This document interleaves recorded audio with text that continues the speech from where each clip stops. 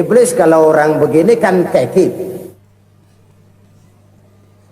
ibadahnya rajin, kaya. Yang kayak begini susah digodain. Kalau ibadahnya rajin, miskin, kali bisa disogok. Sini imannya mantap, ibadahnya rajin, kaya, nabi lagi. Oh, tapi namanya iblis nggak kurang akal. Laporan, Tuhan, kenapa Les? Ya ini bahasa saya, bahasa Qurannya sih nggak gitu. Itu hambamu yang namanya Ayub, dia rajin ibadah cuma karena dikasih kaya aja. Coba kasih miskin dia, berhenti dia sembahyang. Ah, kamu bisa aja. Saya tahu Ayub itu hambaku yang ikhlas. Saya buktiin Tuhan, silahkan. Dibuktiin lah, iblis turun ke alam ini. Yang mula-mula dia lakukan, dia rusak sawah ladang Nabi Ayub. Dia binasakan binatang ternak Nabi Ayub. Sehingga dalam waktu singkat, jatuhlah Nabi Ayub dari orang paling kaya jadi orang paling miskin. Beliau masih ibadah di mihrab dalam masjid. Datang iblis. Saudara Ayub, ya, lagi ngapain? Ibadah. Nyembah Allah, nyembah Allah. Oh, percuma. Kenapa? Tuhan yang ente sembah nih, dia udah bikin miskin ente. Sawah ladang ente hancur lebur, binatang ternak binasa. Sekarang ente jadi orang paling miskin. Ngapain nyembah Tuhan kayak begitu? Tekor. Udah berhenti dah ibadah, berhenti ibadah. Ini iblis sama Tuhan laporannya lain, yang dikerjakan kepada Nabi Ayub juga lain. Benar begitu iblis kata Nabi Ayub? Iya, sawah ladang saya habis, buras. Binatang ternak saya binasa, binasa. Saya miskin, bangpak. Apa jawab Nabi Ayub? Bukan innalillahi, ini hebat. Alhamdulillahillazi a'tani wa akhza minni. Segala puji bagi Allah yang telah memberikan harta kepada saya dan sekarang mengambilnya lagi. Alhamdulillah. Allah yang ngasih, Allah yang ambil. Itu mah urusan Allah. Iblis cuman ibadah jalan terus, sujud lagi Nabi Ayub. Iblis seleher gondok banget. Dasar Nabi nggak mempan dia apa-apain. Miskin malah alhamdulillah. Allah yang ngasih, Allah yang ngambil. Jadi kalau kita tidak komit, kita tidak terikat kepada kaya, miskin, senang, susah, apa yang bisa bikin kita susah? Jadikan kekayaan, kemiskinan, jadikan senang susah sebagai anak buah yang bisa kita atur. Jangan kekayaan ngatur kita, jangan kemiskinan ngatur kita. Kita yang harus mengatur mereka. Senang susah, kaya, miskin, bahagia, sengsara, jadikan itu anak buah yang bisa kita atur. Kalau sekarang kita kaya, lain saat boleh jadi kita miskin, semiskin-miskinnya. Allah yang ngasih, Allah yang ngambil. Tenaga mana yang bisa menghalangi? Ibadah jalan terus. Iblis makin gondok. Dasar Nabi loh. Akhirnya apa? Nabi Ayub dikerjain, diberikan penyakit. Demikian fatal penyakitnya. Bayangin, udah miskin sakit. Masya Allah. Miskin sakit. Sakitnya nggak lama, kira-kira 16 tahun. Istrinya 3, 2 mental minta ceraiin. Ngerawatin laki bengek begini. Senang belum tentu, susah udah pasti nih. Cerai aja, cerai dah. Cerai. Tinggal satu Siti Rahmah yang setia menemani beliau. Sesetia-setianya hati perempuan. Satu saat Siti Rahmah bilang, "Bang, iya, abang kan Nabi bang. Lalu namanya Nabi kan doanya jarang meleset bang. Maksud kamu minta kenapa sih sama Tuhan biar abang sembuh baik dah bang?" Siti Rahmah, iya. Saya sakit berapa tahun sih dah? 16 tahun bang. Sebelum ini saya sehat berapa tahun? Ya kira-kira 60 tahun bang. Nah coba ente banding-bandingin Rahmah. Saya dikasih sehat 60 tahun, dikasih sakit 16 tahun. Sudah nggak sabar mau doa kepada Allah minta sembuh. Saya malu kepada Allah. diuji dengan yang luar biasa seperti ini, tidak mengganggu stabilitas kehambaannya. Dia tetap menghamba kepada Allah Subhanahu wa ta'ala.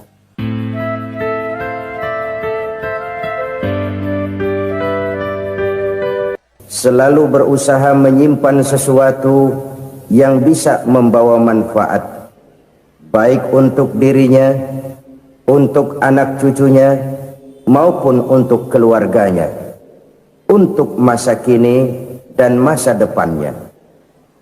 Kadang simpanan itu berbentuk uang, kadang berupa tanah, lain saat berbentuk pabrik, dan lain sebagainya. Sementara masa depan yang paling pasti adalah akhirat.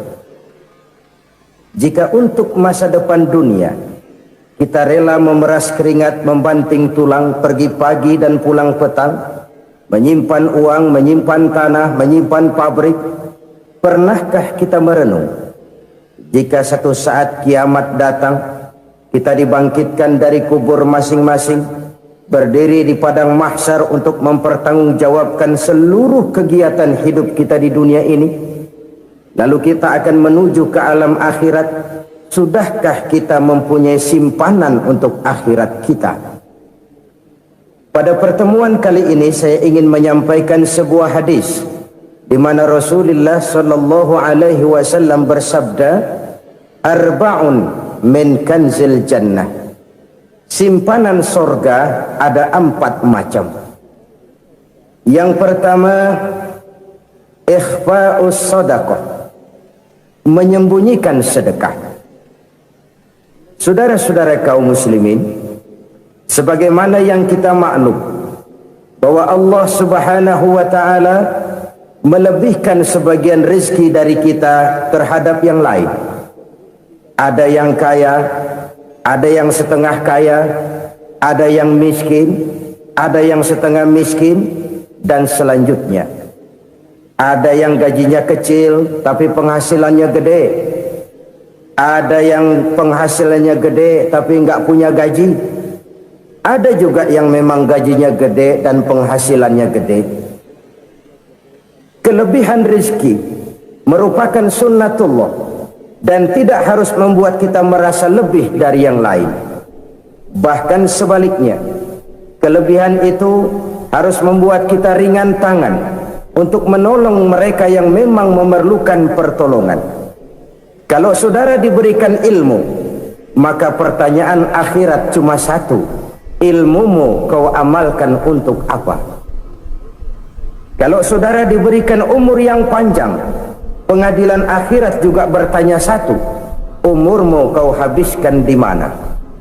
Tapi kalau saudara diberikan harta, pengadilan akhirat akan bertanya dua: hartamu kau dapat dari mana? Kau belanjakan kemana? Dari mananya ditanya, dan kemananya juga ditanya. Oleh karena kita akan dimintakan pertanggungan jawab, maka amanah yang bernama harta ini harus kita gunakan dengan sebaik-baiknya. Ada penggunaan yang merupakan kewajiban, itu zakat namanya. Ada penggunaan yang sewaktu-waktu, itu infak namanya. Ada yang lebih sewaktu-waktu lagi, dan itu sedekah namanya. Zakat dia terikat oleh haul dan nisab, oleh putaran batas waktu dan ukuran dari harta itu sendiri.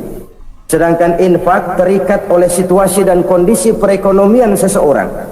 Sedangkan sedekah tidak terikat dengan apapun. Dalam kondisi seperti apapun kita bisa melakukan sedekah dengan yang terkecil sekalipun. Sampai-sampai Rasulullah sallallahu alaihi wasallam mengajarkan, la tahqiranna minal ma'rufi syai'an walau an talqa akhaka biwajhin talik. Atau ada hadis, tabassumuka fi wajhi akhika laka sadaqah. Senyumanmu kepada temanmu adalah sedekah. Jadi untuk melakukan sedekah tidak harus dalam berbentuk uang. Dengan ilmu kita bisa sedekah, dengan tenaga kita bisa bersedekah, dengan pikiran kita bisa bersedekah, bahkan senyum kepada teman itu pun sedekah. Jadi kalau sedekah dengan uang memang belum punya uang, nyengir aja banyakin. Itu asal pada tempatnya, jangan lalu ketemu tiang listrik cengengesan. Tentu tidak pada tempatnya dan tidak wajar. Nah, sedekah yang paling dicintai Allah adalah sedekah yang disembunyikan. Artinya jauh dari sifat riya. Kan kadang-kadang ada orang sedekah itu disebutkan namanya, apa tidak bagus? Kalau memang niatnya ikhlas, ya bagus-bagus saja. Untuk memberikan sugesti kepada yang lain. Si Fulan bin Fulan nyumbang sekian, diumumkan. Boleh kalau niatnya untuk memberikan rangsangan kepada yang lain supaya dia menyumbang lebih besar dari orang tadi. Tapi kalau itu mendatangkan riya, maka sedekah yang paling dicintai Allah adalah sedekah yang disembunyikan. Tangan kiri saja tidak tahu apa yang diberikan oleh tangan kanan. Sedekah yang dilakukan dengan ikhlas akan merupakan perbendaharaan surga, tersembunyi dari pandangan orang lain, tidak seorang pun tahu. Karena memang sikap yang baik adalah melupakan kebaikan dan mengingat kesalahan. Itu salah satu ciri orang bahagia. Orang yang selalu mengingat kesalahannya dan berusaha melupakan segala kebaikannya. Kalau dia akan berada kebaikan, dia tidak bisa ikut, dia merasa rugi karena dia merasa belum pernah berbuat baik. Tapi kalau akan melakukan kesalahan baru, dia ingat kesalahan yang sudah-sudah, sehingga terhalang baginya untuk melakukan satu kesalahan baru. Demikianlah saudara-saudara, bahwa Allah melebihkan rizki sebagian kita dari yang lain, agar terjadi tolong-menolong dalam kehidupan ini. Jadi kesenjangan yang nature, kesenjangan yang alami, itu sunnatullah. Ada yang kaya, ada yang miskin, ada yang kelas menengah. Nah, kenapa lalu sekarang kita berusaha mengentaskan kemiskinan? Oleh karena adanya kesenjangan struktural. Kalau yang kaya bisa semakin kaya, kenapa yang miskin tidak bisa naik jadi ikut sedikit kaya? Sebab pada dasarnya Islam adalah agama yang sejak turunnya sudah berupaya memerangi kemiskinan. Bahkan dikatakan kemiskinan itu mendekatkan kepada kekufuran. Orang kalau miskin udah dekat banget sama kafir. Gampang menjadi kafir. Berapa banyak saudara-saudara kita yang oleh karena soal perut, oleh karena soal materi, terpaksa meninggalkan dan menanggalkan akidahnya, menjual petunjuk yang diberikan Allah dengan kesenangan dunia yang cuma sebentar ini. Na'udzubillah thumma na'udzubillah. Jadi makin kita sembunyikan satu sedekah, semakin banyak perbendaharaan kita di surga. Sedekah yang paling dicintai Allah adalah sedekah yang disembunyikan. Malahan ada seorang sufi, dia punya kebiasaan kalau pergi sholat Jumat dia bawa uang, itu uang dia taruh di bawah tikar masjid. Dia niat sedekah kepada siapa saja yang nemuin itu duit. Maksudnya apa? Supaya yang nemuin nggak tahu siapa yang punya duit. Demikian dia saking ingin menyembunyikan sedekahnya. Karena sifat riya itu bisa memakan amal kita sendiri. Riya itu termasuk menyebut-nyebut kebaikan kita.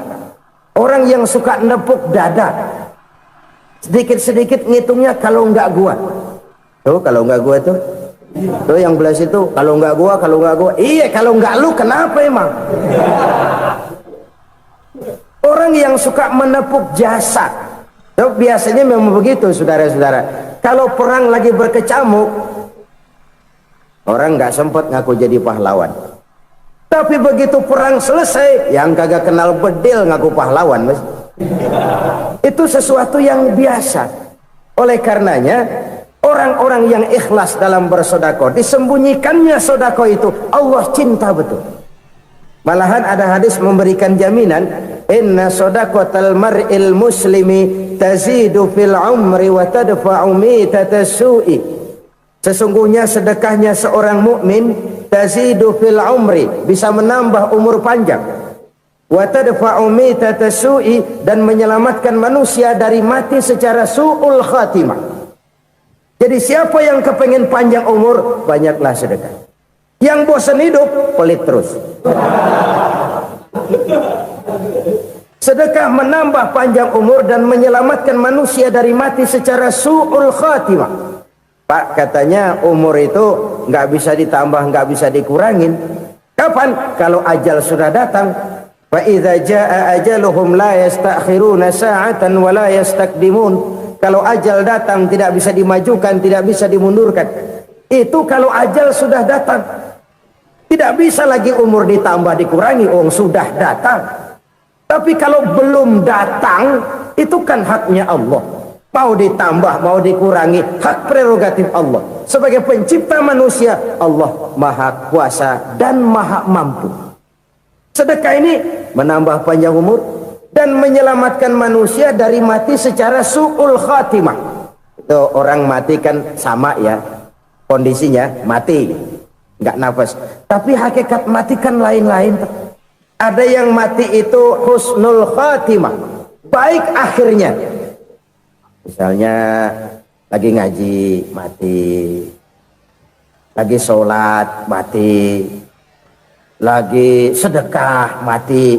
Ini yang dinamakan dengan husnul khatimah, baik di akhirnya. Sebaliknya ada yang su'ul khatimah, jelek di akhirnya. Ini yang jadi catatan akhir. Lagi nyekek botol, mampus. Lagi banting kartu, modar. Su'ul khatimah, jelek pada akhirnya. Sedekah menyelamatkan manusia dari mati secara su'ul khatimah. Dan kita semua kepengen mendapat husnul khatimah, jauh dari su'ul khatimah. Oleh sebab itu yang bisa menyelamatkan kita dari penyakit itu antara lain adalah sedekah yang disembunyikan, yang dikerjakan dengan ikhlas karena Allah. Tidak karena kepengen dipuji orang, tidak karena ingin dikatakan orang pemurah, sebab orang dermawan itu orang yang memberi tanpa harus diminta. Kalau masih harus diminta, ya belum dermawan namanya, masih harus diminta. Kalau nggak diminta ya tulus, lolos, polos. Saudara-saudara kaum muslimin rahimakumullah, harta adalah amanat dan akan kita pertanggungjawabkan. Allah melebihkan rizki sebagian kita dari yang lain agar kita saling tolong menolong, bantu membantu. Nabi janjikan, siapa yang meringankan beban saudaranya muslim di dunia, Allah akan meringankan bebannya di akhirat nanti. Sebuah jaminan dari baginda Nabi. Si orang yang kita bantu barangkali tidak bisa membalas, Allah yang akan membalas lewat jalan lain yang tidak pernah kita sangka-sangka.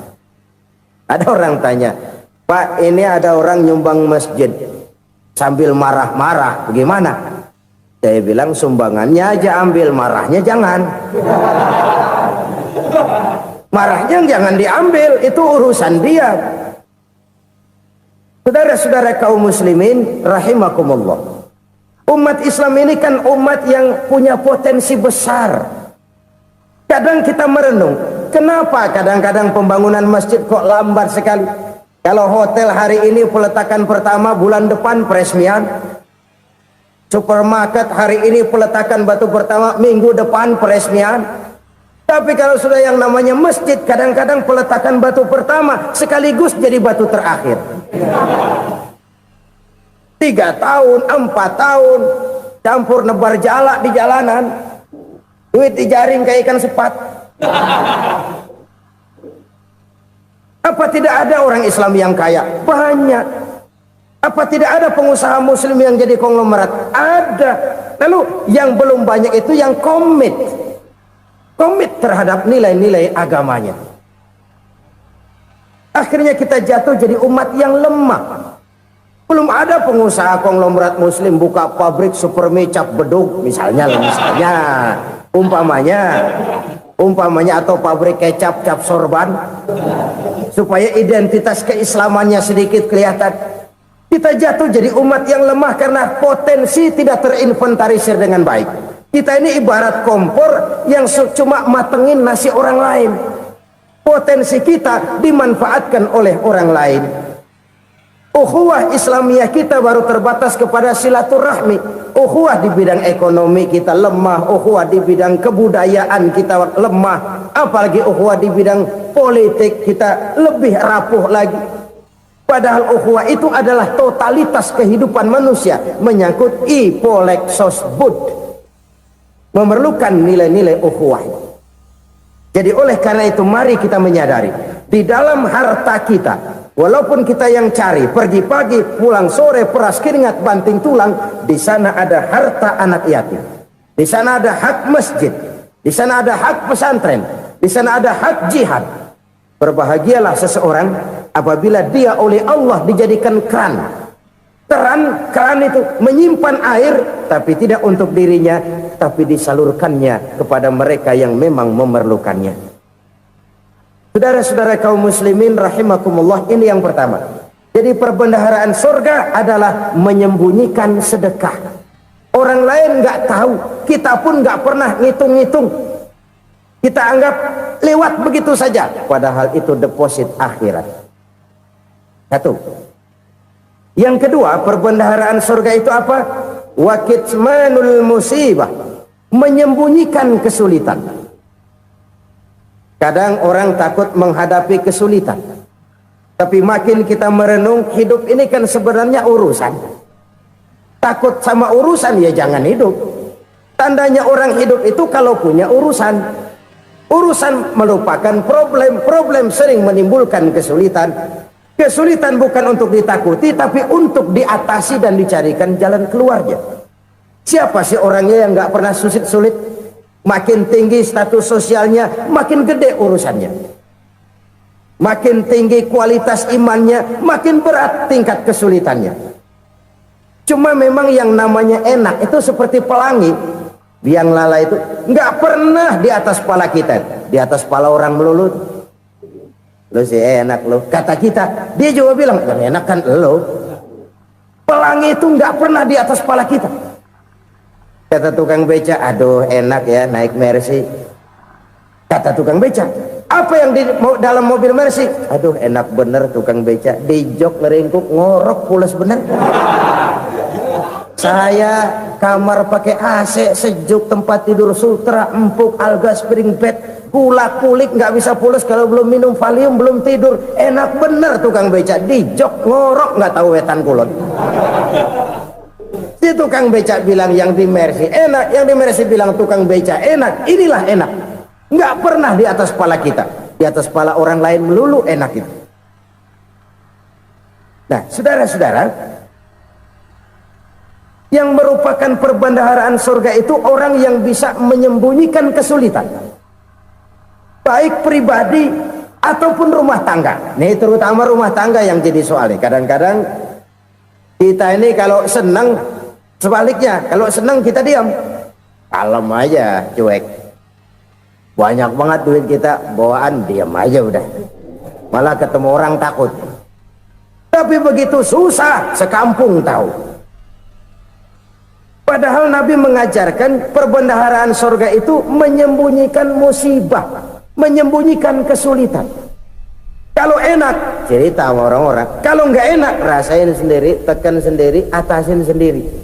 Kita kan sebaliknya, senang kita diam, asal lagi susah paling tidak kita nyari teman buat cerita kesusahan. Siapa orangnya yang nggak pernah susah? Cuma soalnya bagaimana kita mengatasi kesusahan itu sendiri. Begitu juga misalnya kalau orang sudah berumah tangga, itu orang tuanya harus menjadi tempat dia cerita yang enak-enak saja. Yang nggak enak rasain berdua, selesaikan berdua, atasin berdua. Jangan dibalik. Asal senang diam, giliran susah aja. Maknya laporan. Terbalik. Bisa menjaga security informasi. Maka nama bayam keluar diem, malah seluitan. Enak amat lo makan daging ayam. Security informasi. Saudara-saudara kaum muslimin rahimakumullah, ujian yang terberat itu yang pernah diberikan kepada para nabi, para rasul, para aulia, para ulama. Makin tinggi keimanan, makin berat bentuk kesulitan. Ayo saya kemukakan satu contoh saja. Ada seorang nabi yang kaya, nabi kaya, namanya Nabi Ayub. Iblis kalau orang begini kan keki, ibadahnya rajin, kaya, nih yang kayak begini susah digodain. Kalau ibadahnya rajin, miskin, kali bisa disogok. Sini imannya mantap, ibadahnya rajin, kaya, nabi lagi. Oh, tapi namanya iblis nggak kurang akal. Laporan, Tuhan, kenapa Les? Ya ini bahasa saya, bahasa Qurannya sih nggak gitu. Itu hambamu yang namanya Ayub, dia rajin ibadah cuma karena dikasih kaya aja. Coba kasih miskin dia, berhenti dia sembahyang. Ah, kamu bisa aja. Saya tahu Ayub itu hambaku yang ikhlas. Saya buktiin Tuhan, silahkan. Dibuktiin lah, iblis turun ke alam ini. Yang mula-mula dia lakukan, dia rusak sawah ladang Nabi Ayub. Dia binasakan binatang ternak Nabi Ayub. Sehingga dalam waktu singkat, jatuhlah Nabi Ayub dari orang paling kaya jadi orang paling miskin. Beliau masih ibadah di mihrab dalam masjid. Datang iblis. Saudara Ayub, ya. Lagi ngapain? Ibadah. Nyembah Allah, nyembah Allah. Oh, percuma. Kenapa? Tuhan yang ente sembah nih, dia udah bikin miskin ente. Sawah ladang ente hancur lebur, binatang ternak binasa. Sekarang ente jadi orang paling miskin. Ngapain nyembah Tuhan kayak begitu? Tekor. Udah berhenti dah ibadah, berhenti ibadah. Ini iblis sama Tuhan laporannya lain, yang dikerjakan kepada Nabi Ayub juga lain. Benar begitu iblis kata Nabi Ayub? Iya, sawah ladang saya habis, buras. Binatang ternak saya binasa, binasa. Saya miskin, bangpak. Apa jawab Nabi Ayub? Bukan innalillahi, ya ini hebat. Alhamdulillahillazi a'tani wa akhza minni. Segala puji bagi Allah yang telah memberikan harta kepada saya dan sekarang mengambilnya lagi. Alhamdulillah. Allah yang ngasih, Allah yang ambil. Itu mah urusan Allah. Iblis cuman ibadah jalan terus, sujud lagi Nabi Ayub. Iblis seleher gondok banget. Dasar Nabi nggak mempan dia apa-apain. Miskin malah alhamdulillah. Allah yang ngasih, Allah yang ngambil. Jadi kalau kita tidak komit, kita tidak terikat kepada kaya, miskin, senang, susah, apa yang bisa bikin kita susah? Jadikan kekayaan, kemiskinan, jadikan senang, susah sebagai anak buah yang bisa kita atur. Jangan kekayaan ngatur kita, jangan kemiskinan ngatur kita. Kita yang harus mengatur mereka. Senang, susah, kaya, miskin, bahagia, sengsara, jadikan itu anak buah yang bisa kita atur. Kalau sekarang kita kaya, lain saat boleh jadi kita miskin, semiskin-miskinnya. Allah yang ngasih, Allah yang ngambil. Tenaga mana yang bisa menghalangi? Ibadah jalan terus. Iblis makin gondok. Dasar Nabi loh. Akhirnya apa? Nabi Ayub dikerjain, diberikan penyakit. Demikian fatal penyakitnya. Bayangin, udah miskin sakit. Masya Allah. Miskin sakit. Sakitnya nggak lama, kira-kira 16 tahun. Istrinya 3, 2 mental minta ceraiin. Ngerawatin laki bengek begini. Senang belum tentu, susah udah pasti nih. Cerai aja, cerai dah. Cerai. Tinggal satu Siti Rahmah yang setia menemani beliau. Sesetia-setianya hati perempuan. Satu saat Siti Rahmah bilang, "Bang, iya, abang kan Nabi bang. Lalu namanya Nabi kan doanya jarang meleset bang. Maksud kamu minta kenapa sih sama Tuhan biar abang sembuh baik dah bang?" Siti Rahmah, iya. Saya sakit berapa tahun sih dah? 16 tahun bang. Sebelum ini saya sehat berapa tahun? Ya kira-kira 60 tahun bang. Nah coba ente banding-bandingin Rahmah. Saya dikasih sehat 60 tahun, dikasih sakit 16 tahun. Sudah nggak sabar mau doa kepada Allah minta sembuh. Saya malu kepada Allah. Diuji dengan yang luar biasa seperti ini, tidak mengganggu stabilitas kehambaannya. Dia tetap menghamba kepada Allah Subhanahu wa ta'ala. Saudara-saudara kaum muslimin rahimakumullah. Kunci menghadapi kesulitan itu apa? Allah jelaskan dalam satu ayat, wa basyiris sabirin alladzina iza asabathum musibah qalu inna lillahi wa inna ilaihi raji'un. Gembirakan orang-orang yang sabar. Siapa mereka itu? Yang apabila mendapat musibah mereka kembali kepada keyakinan dasar, segalanya dari Allah dan segalanya akan kembali kepada Allah. Ini konsepsi dasar dari sikap muslim dalam menghadapi berbagai kesulitan. Segalanya dari Allah, segalanya akan kembali kepada Allah. Kalau ini sudah kondisi dasarnya, maka kita akan lapang menghadapi kenyataan bagaimanapun pahitnya. Apakah itu namanya miskin, apakah itu namanya sakit, bahkan maut sekalipun. Maut sekalipun. Segalanya dari Allah, segalanya akan kembali kepada Allah. Ini sikap hidup, bukan sekedar ucapan. Kita kadang-kadang menjadikannya sebagai ucapan. Mulutnya sehingga berhenti, innalillahi wa inna ilaihi raji'un, tapi nangisnya terus gerung-gerungan. Bukan itu, ini kesadaran moral. Kalau segalanya dari Allah, segalanya kembali kepada Allah, kan sebenarnya cuma nunggu giliran. Hari ini saya nyembayangin dia, entah hari apa saya disembayangin orang. Hari ini saya antar dia ke kubur, entah hari apa orang nganterin saya ke kubur. Hari ini saya tahlilkan dia, entah nanti kapan orang tahlilkan saya. Segalanya dari Allah, segalanya akan kembali juga kepada Allah. Oleh sebab itu saudara-saudara, kesulitan bukan untuk ditakuti. Kesulitan justru untuk diatasi, dicarikan jalan keluarnya. Dan tidak ada orang yang tidak pernah mendapat kesulitan. Tidak ada. Semakin tinggi status sosial, semakin tinggi kualitas keimanan, semakin besar juga tingkat kesulitan. Hanya saja bagaimana cara kita mengatasinya. Dan Al-Quran menyatakan, inna ma'al usri yusra. Di balik kesulitan itu pasti ada kemudahan. Roda itu berputar. Karena itu Rasulullah sallallahu alaihi wasallam mengingatkan kepada kita, ta'arraf ilallahi fir raha ya'rifka fis syiddah. Ingatlah kepada Allah di waktu kamu senang, supaya Allah ingat kepada kamu di waktu kamu susah. Kalau waktu senang kita ingat kepada Allah, kita susah, Allah tidak akan meninggalkan kita. Tapi kalau waktu senang kita jauh dari Allah, sujud tidak sempat, dengan masjid jauh, ketika senang kita lupakan Allah. Nanti begitu kita susah, Allah lupakan kita, dan itu menyakitkan. Oleh karena itu orang-orang tua kita dulu bilang, kalau lagi sehat ingat-ingat lu bakal sakit nanti. Kalau lagi kaya ingat-ingat satu saat kita bakal jatuh miskin. Bahkan kalau lagi muda ingat-ingat kita bakal tua. Dan yang terpenting, kalau lagi hidup ingat-ingat kita bakal mati. Saudara-saudara kaum muslimin rahimakumullah. Jadi yang kedua yang merupakan perbendaharaan surga, menyembunyikan musibah. Saudara-saudara kaum muslimin rahimakumullah.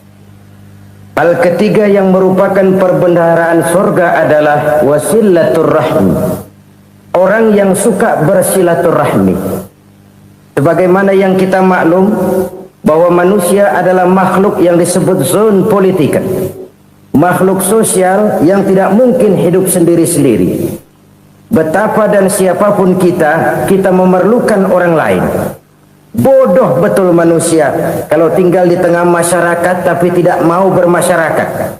Merasa hebat sendiri, pintar sendiri, gagah sendiri, kaya sendiri. Mungkin kalau mati juga ngubur sendiri. Jangankan kita di sini, di sorga saja Nabi Adam waktu sendirian bengong melulu, mondar mandir. Allah tegur dam sepi dam. Ya ini kalau bahasa saya. Iya Tuhan sepi ini, nggak ada coret-corekan pisan ini. Diciptakan Siti Hawa, baru anteng Nabi Adam. Itu di surga. Cobalah. Umpamanya saudara tinggal di Jakarta nih. Kayak bener. Apaan aja di Jakarta punya saudara deh. Jembatan Semanggi ambil, Monas Buntel bawa pulang, hotel-hotel ambil semua. Cuman tinggal di Jakarta sendirian, apa enaknya? Betapa dan siapapun kita perlu orang lain.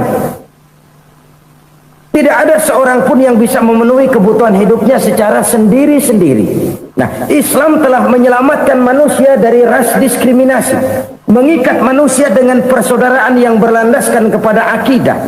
Karena itu dianjurkan bersilaturahmi. Bahkan Nabi menyatakan, man arada ayyubsata lahu fi rizqihi wa yunsa'a fi atharihi falyasil rahimah. Siapa yang kepengen diluaskan rezekinya dan dipanjangkan usianya, banyaklah ia bersilaturahmi. Siapa yang kepengen dimudahkan rezekinya, hendaknya ia banyak bersilaturahmi. Kalau banyak teman, kesulitan kan paling tidak ada tempat cerita. Udah susah sendirian, kita pikirin diri, nggak ada tempat tukar pikiran. Cepet banget sama bengek. Dilawan sendiri. Nah, secara makro kita bisa berkata, tidak mungkin ada kemenangan kalau tidak ada kekuatan. Tidak ada kekuatan kalau tidak ada kesatuan dan persatuan. Tidak mungkin ada kesatuan dan persatuan tanpa semangat silaturahmi. Kalau umat Islam mau menang, dia harus kuat. Kalau umat Islam mau kuat, dia harus bersatu. Kalau umat Islam mau bersatu, dia harus membudayakan silaturahmi ini. Bahkan sampai-sampai kata Nabi, kalau bisa cari nilai tambah. Apa? Silman qata'ak. Bersilaturahmilah kau kepada orang yang marah denganmu. Masya Allah, indahnya ajaran agama kita. Orang yang marah pun kepada kita, kata Nabi, kalau bisa bersilaturahmilah kepadanya, kepada orang yang marah itu. Di situ nilai tambah. Cuman jujur nih hadis, ngucapinnya gampang, ngamalinnya yang berat banget. Orang marah sama kita disuruh silaturahmi, ada apa malu? Lu marah, ada gua marahan lagi, tunggu pikirin. Saudara-saudara kaum muslimin rahimakumullah. Tapi ini yang diajarkan, bahkan ini yang dicontohkan oleh baginda Rasul. Bagaimana begitu mudah, misalnya satu saat Abu Jahal ini ngatur strategi bagaimana bikin Muhammad celaka. Dia gali lubang di depan tempat tidurnya. Dia tutupin daun korma. Terus dia panggil seseorang, ke sini. Kasih tahu Muhammad, pamannya sakit keras, minta ditengokin. Berangkat orang ini ke sana. Muhammad, labbaik. Pamanmu sakit keras, dia minta ditengokin. Baik, saya akan datang menjenguk beliau. Berangkatlah Nabi ke rumah Abu Jahal tanpa prasangka apapun. Abu Jahal udah pasang setil, selimut 3 rangkap setengah dipakai, persis kayak orang meriang. Tapi sembari ngintip dari balik selimut, begitu Muhammad buka pintu, nah masuk perangkap nih. Muhammad jalan menuju tempat pembaringan.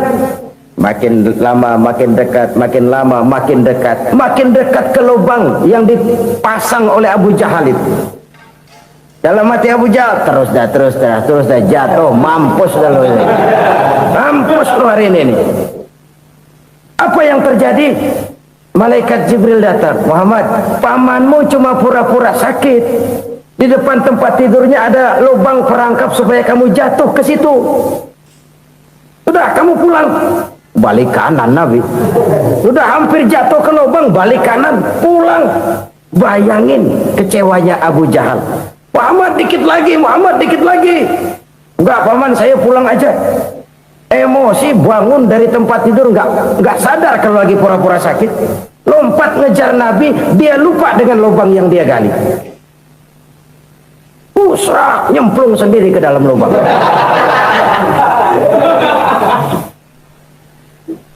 Nabi terus berlalu. Ini terjadi keanehan. Jatuh ke lubang yang dia gali itu sebenarnya nggak terlalu dalam ya, antara 3-4 meteran lah.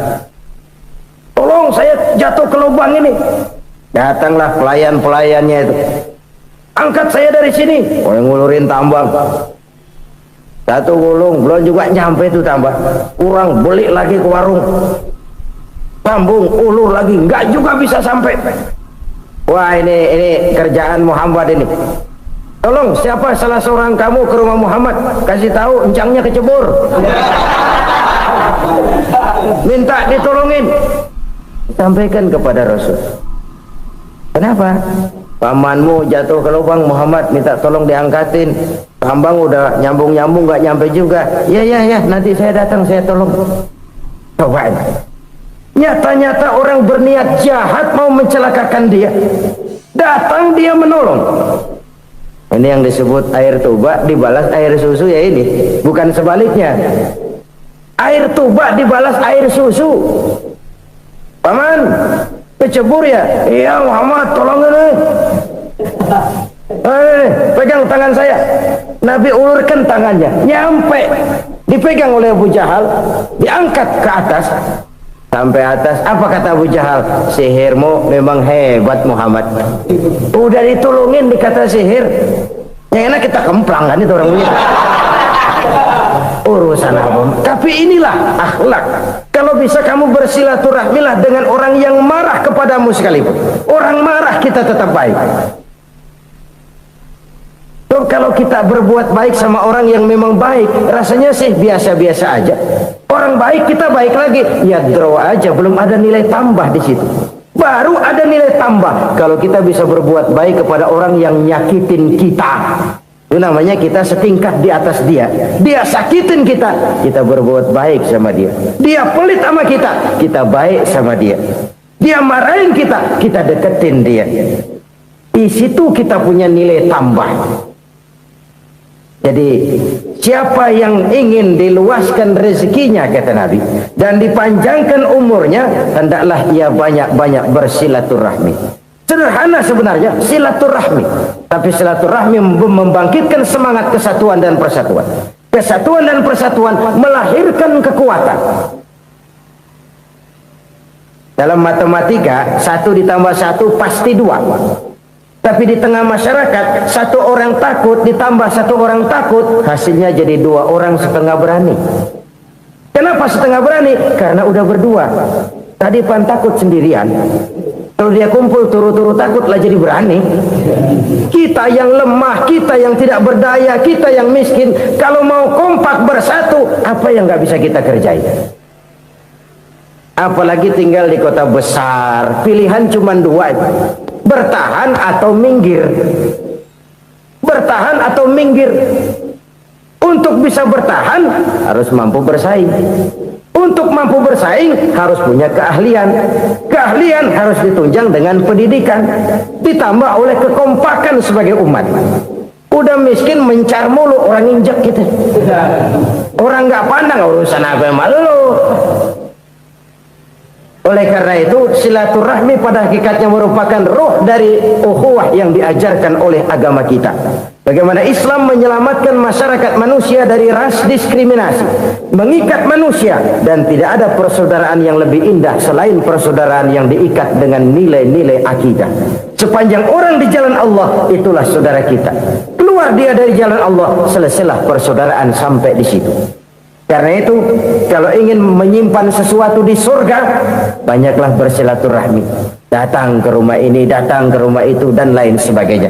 Itu simpanan kita di akhirat nanti. Ini yang ketiga. Saudara-saudara, yang keempat, perbendaharaan surga itu apa? Wa qawlu la hawla wa la quwwata illa billah. Ucapan la hawla wa la quwwata illa billah. Ibadah kan ada yang berat, modalnya besar. Bangun masjid berat, modalnya besar. Bangun rumah sakit berat, modalnya besar. Ada ibadah yang berat tapi modalnya ringan. Misalnya puasa. Puasa itu berat, mengendalikan nafsu. Kalau sekedar nggak makan nggak minum sih enteng, mengendalikan nafsu. Itu jihad terbesar, tapi kan modalnya ringan, cuma niat saja. Ini ibadah berat, modalnya ringan. Ada ibadah yang ringan, modalnya juga enteng. Seperti termasuk ucapan la haula wa la quwwata illa billah. Tanpa sadar, la haula wa la quwwata illa billah. Nyelengin tuh di surga. Nyelengin, kita nggak terasa. Nyelengin simpenan akhirat. La haula wa la quwwata illa billah. Nyimpan lagi. Kaget, la haula wa la quwwata illa billah, nyimpan lagi, banyak simpanan. Walaupun sebenarnya yang dimaksud di sini adalah kesadaran batin bahwa tidak ada daya dan kekuatan kecuali Allah. Itu intinya. Kita memulai pekerjaan disunahkan baca bismillah, kan begitu?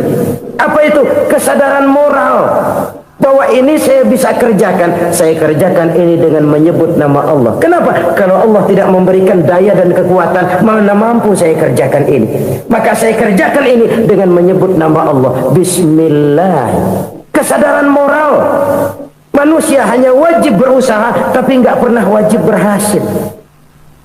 Banyak hal-hal yang kalau kita renungkan secara rasio nggak mungkin, tapi jadi kenyataan. La haula wala quwata illa billah. Tidak ada daya dan kekuatan kecuali bagi Allah semata-mata. Kesadaran moral akan kelemahan dan keterbatasan makhluk bernama manusia. Kadang kita kagum dengan otak, tapi kita sering lupa sama yang bikin otak. Padahal bagaimanapun hebatnya otak, yang bikin otak pasti lebih hebat dari otak. Nggak percaya, silahkan otak-otakan. Inilah kecenderungan. Kita kagum dengan pesawat-pesawat mutakhir, bukan main, besi gede banget terbang itu. Alangkah hebatnya. Lalu apa yang bikin otak tidak lebih hebat dari itu semua? Kita puji laut, apa yang bikin laut tidak lebih hebat dari laut itu? La haula wala quwata illa billah. Tidak ada daya dan kekuatan kecuali Allah. Apa yang bisa kita lakukan kalau tidak karena daya dan kemampuan yang diberikan oleh Allah kepada kita? Lahirlah sikap tawadu, rendah hati, tidak melonjak menjadi angkuh dan sombong, sadar akan kelemahan dan keterbatasan diri sebagai makhluk yang diciptakan oleh Allah Subhanahu wa taala. Jadi satu sisi ini ucapan yang berpahala, la haula, jadi wiridan. Pada sisi lain ini kesadaran moral, sikap mental, kesadaran batin bahwa yang punya daya dan kekuatan itu cuma Allah. Kita nggak pantas untuk sombong. Sebab sombong itu pakaiannya Allah. Kita nggak sedang pakai pakaian Allah, kegedean. Dan makin kita renungi, makin terbentur. Apa sih yang bisa kita sombongin? Kita mau sombong apa? Kaya? Pintar? Itu kan semua relatif. Di atas langit masih ada langit lagi. Jadi oleh karenanya, marilah kita menyadari. Manusia hanya wajib berusaha, tapi tidak pernah wajib berhasil. Yang berusaha saja tidak wajib berhasil, apalagi yang tidak berusaha. Islam bukan agama orang pemalas yang selesai sholat lalu enggelohom, enggelenggem ayem-ayem. Tapi Islam bukan agama orang sombong yang setelah berusaha lalu tidak memerlukan Allah. Kita bisa saja bikin proyeksi, tahun sekian kita bakal panen besar menurut perhitungan otak. Tapi ada kejadian lain. Apa? Tikus ngambek. Habis itu dimakanin tikus, panen gagal. Proyeksi rasional gagal oleh tikus-tikus yang ngambek itu. Bisa saja terjadi. Tahun depan kita panen besar, urung. Kenapa? Musim panas panjang. Nah, sekarang ini koran-koran bikin berita musim mengalami penyelewengan. Bukan cuma manusia yang nyeleweng sekarang. Musim pakai nyeleweng. Mestinya kan musim hujan udah selesai, masih hujan-hujan juga. Musim. Nah sekarang kita boleh bikin proyeksi, kita bakal panen besar. Tahu-tahu musim panas panjang, sawah retak, air kering. Cari teknokrat yang paling botak, suruh pendekin tuh musim panas. La haula wala quwata illa billah. Inilah kesadaran moral. Saudara, saya teringat satu saat ada seorang konglomerat. Umurnya ya kira-kira 70-an. Satu saat dia ditanya oleh wartawan, "Pak, umur Bapak berapa sih?" "Ya paling 10 tahun." 10 tahun? 10 tahun? Anak Bapak berapa orang? Aduh. Satu saja? Satu. Harta Bapak berapa? Ya paling-paling bangsa 7 juta kali. 7 juta? Iya. Pak, kenapa Bapak bohongi saya? Bapak punya buku biografi. Koran-koran, majalah-majalah banyak memuat cerita riwayat hidup Bapak. Saya tahu umur Bapak 70. Kenapa bilang cuma 7 tahun? Saya tahu anak Bapak 8. Kenapa cuma bilang 1? Saya tahu harta Bapak miliaran, mungkin triliunan. Pabrik di mana-mana, bank di mana-mana. Kenapa bilang uang Bapak cuma 7 juta? Nah, kata si konglomerat tadi, kamu benar nak, kamu benar. Umur saya kalau jumlahnya memang 70 nak. Cuman ingat-ingat saya, baru 7 tahun terakhir ini saya sujud. Baru 7 tahun terakhir ini saya berusaha dekat dengan Allah. Saya laksanakan perintahnya, saya jauhi larangannya. 7 tahun inilah rasanya yang ada nilainya di hadapan Allah. Yang 63 tahun matong, kelabu, kelam umur gue. Habis untuk maksiat, untuk munkarat. Maka ketika ditanya tadi, umur saya 7 tahun itu. Oh begitu Pak. Oh iya. Lalu anak Pak, anak Bapak kan 8 Pak. Kenapa bilang cuma 1?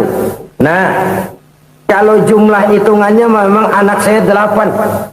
Tapi dari 8 orang ini rasanya cuma 1 nih yang bakal jadi buah hati, belahan jantung, pelanjut cerita, penerus sejarah, bakal jadi anak soleh yang akan mendoakan saya. Cuman 1 rasanya anak saya ini yang bakal jadi buah hati saya, besar-besaran saya, yang akan mendoakan di kubur saya, yang akan mendoakan di akhirat saya.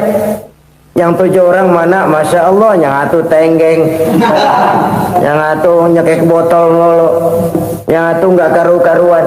Makanya saya bilang 1 anak saya yang akan bisa mendoakan saya. Oh begitu Pak. Iya. Nah harta Pak, harta Bapak kan triliunan. Pabrik Bapak di mana-mana. Uang Bapak hampir di tiap bank-bank besar. Kenapa bilang cuma 7 juta? Betul kau nak. Harta saya kalau jumlahnya memang miliaran, triliunan mungkin. Tapi yang saya ingat baru 7 juta tuh yang saya belanjakan di jalan Allah.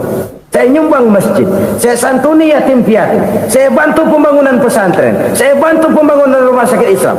Itu yang akan saya bawa pulang ke akhirat, yang 7 juta itu. Yang triliunan itu nanti akan diperebutkan oleh anak-anak saya sebagai waris saya. Jadi harta saya 7 juta itu yang bakal nemenin saya di akhirat, yang akan saya bawa pulang jadi teman saya. Saudara-saudara kaum muslimin, jangan-jangan orang tua itu adalah kita-kita ini. Jangan-jangan kita-kita ini adalah orang tua itu. Jangan-jangan itu potret dari diri kita masing-masing. Dari sekian umur yang diberikan Allah, berapa tahun yang ada nilainya di hadapan Allah? Dari sekian anak-anak yang merupakan amanah, berapa yang akan mendoakan kita sebagai orang tuanya menjadi anak soleh? Dari sekian banyak harta yang diberikan Allah, berapa yang akan kita bawa pulang menghadapnya nanti, yang kita belanjakan di jalan Allah? Ini sebuah potret kehidupan. Karena itu kita kembali kepada la haula wa la quwwata illa billah.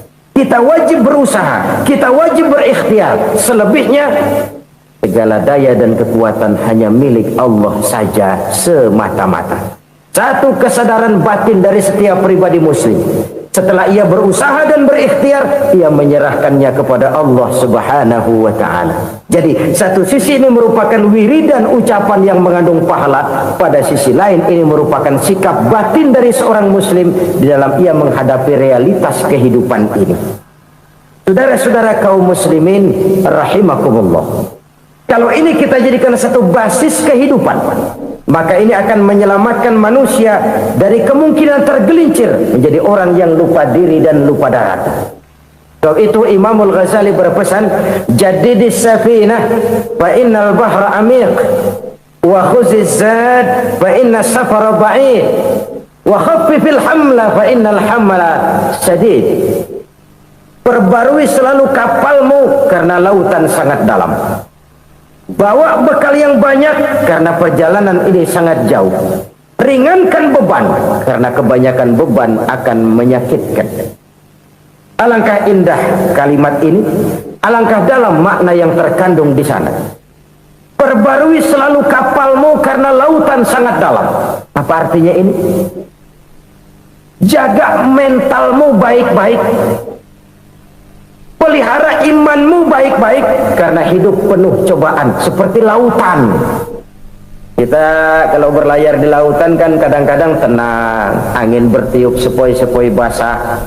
Jika malam datang, bintang gemintang bertabur menghias cakrawala, rembulan memantulkan sinarnya dengan indah. Dalam keadaan begitu berlayar enak. Tapi lain saat ombak menggunung, halilintar menyambar, angin topan bertiup. Berapa banyak sudah saudara-saudara kita yang tenggelam di lautan dunia tanpa sadar bahwa dia belum sampai kepada pantai yang akan dituju. Berapa banyak sudah saudara-saudara kita yang tenggelam di lautan dunia ini tanpa sempat bangkit lagi. Dia menyangka sudah sampai kepada tujuannya. Hati-hati kapal jangan sampai bocor karena lautan sangat dalam. Iman ini jaga baik-baik karena hidup penuh dengan ujian. Wa khuzizat fa inna safara ba'id. Bawa bekal yang banyak karena perjalanan sangat jauh. Saudara mau ke Bandung, bawa duit. Saudara mau ke Surabaya, banyakan lagi duitnya. Saudara mau ke Mekah, gepokan, iketan tuh duit, nggak lembaran lagi. Makin jauh perjalanan, makin banyak bekal yang harus kita bawa. Kalau saudara dari Jakarta mau ke Surabaya, kagak bawa duit berangkat juga, itu sih bukan berani namanya, nekat. Sampai Surabaya belum tentu, sengsara di jalan udah pasti. Kenapa? Nggak bawa bekal berangkat. Sama juga kita nih, misalnya belum sempat sembahyang, mati. Waduh, berani banget orang. Belum punya bekal, mati. Sengsara di jalan. Atau bekal tidak cukup. Dari Jakarta saudara mau ke Surabaya, bawa duit 500 perak. Paling jauh Cikampek nyampenya itu. Paling jauh itu. Antara jauhnya perjalanan dengan bekal yang saudara bawa tidak seimbang. Hidup ini perjalanan panjang, a walking tour. Dimulai dari alam arwah, sebelum jasad diciptakan, roh diciptakan lebih dulu. Dari situ pindah ke alam rahim, dari alam rahim pindah ke alam dunia, dari alam dunia pindah ke alam barzah, baru menuju akhirat. Satu perjalanan panjang. Kalau bekal tidak bawa, sengsara di jalan. Bawa bekal yang banyak karena perjalanan ini sangat jauh. Wa khaffifil hamla, ringankan beban karena beban itu cuma akan menyulitkan. Kalau bekal itu sih keperluan, tapi beban nggak kita perluin, cuma ngeberat-beratin. Apa ini beban? Dosa, kecurangan, kebatilan, kezoliman, ketidakadilan, kesewenang-wenangan. Itu akan jadi beban kita di akhirat. Alangkah celakanya, perjalanan panjang, bekal tidak bawa, beban kelewat banyak, alamat sengsara di jalan. Pahala tidak ada, dosa berlipat ganda. Na'udzubillah, summa na'udzubillah. Kalau kita rangkum nasihat Al-Ghazali dengan kisah si konglomerat tadi, kita akan mengambil kesimpulan. Pertama, bekal terbaik dalam menghadapi gejolak kehidupan ini tidak lain adalah iman. Yang kedua, pahala dan dosa. Dua hal kontroversial. Pahala adalah bekal, dosa adalah beban. Tapi kita sekarang kan tidak begitu terangsang kepada yang abstrak. Orang berlomba mencari yang konkret-konkret saja, yang real. Kalau memang dosa, benjol dong, kira-kira begitu. Kira-kira begitu. Persis orang Yahudi dulu. Orang Yahudi itu kan pernah minta kepada Nabi Musa, Ya Musa, lan nu'mina laka hatta narallaha jahrah. Musa, kami nggak bakal mau beriman kepada Allah kalau belum kami lihat Allah ada nongkrong di depan kami. Kalau memang Tuhan ada, taruh dong di depan kami. Mau yang konkret-konkret saja. Kalau memang dosa, benjol dong. Kalau memang pahala, berasa dong. Orang terangsang kepada yang real, yang konkret-konkret saja. Karena itu, untuk mengejar dosa, orang mau bayar. Tapi untuk mengejar pahala, walaupun tidak bayar, orang segan. Ini yang dikatakan oleh Nabi, kamu mengharapkan ke surga, tapi kamu berat melaksanakan sesuatu yang bisa membawa kamu ke surga. Kamu ingin jauh dari neraka, tapi tiap saat kamu lakukan perbuatan-perbuatan yang justru menjerumuskan kamu ke neraka.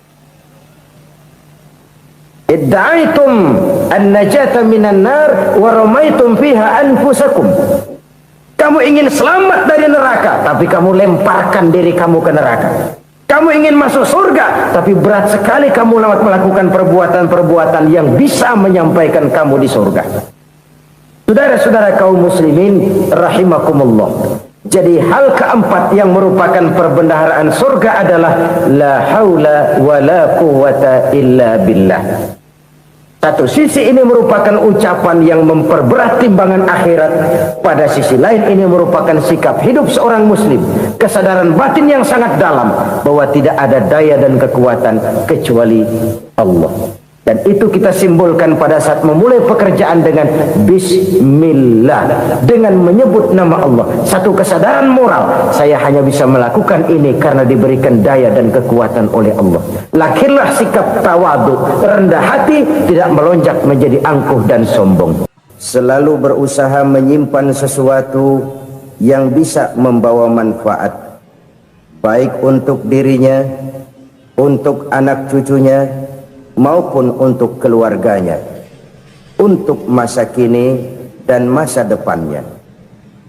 Kadang simpanan itu berbentuk uang, kadang berupa tanah, lain saat berbentuk pabrik, dan lain sebagainya. Sementara masa depan yang paling pasti adalah akhirat.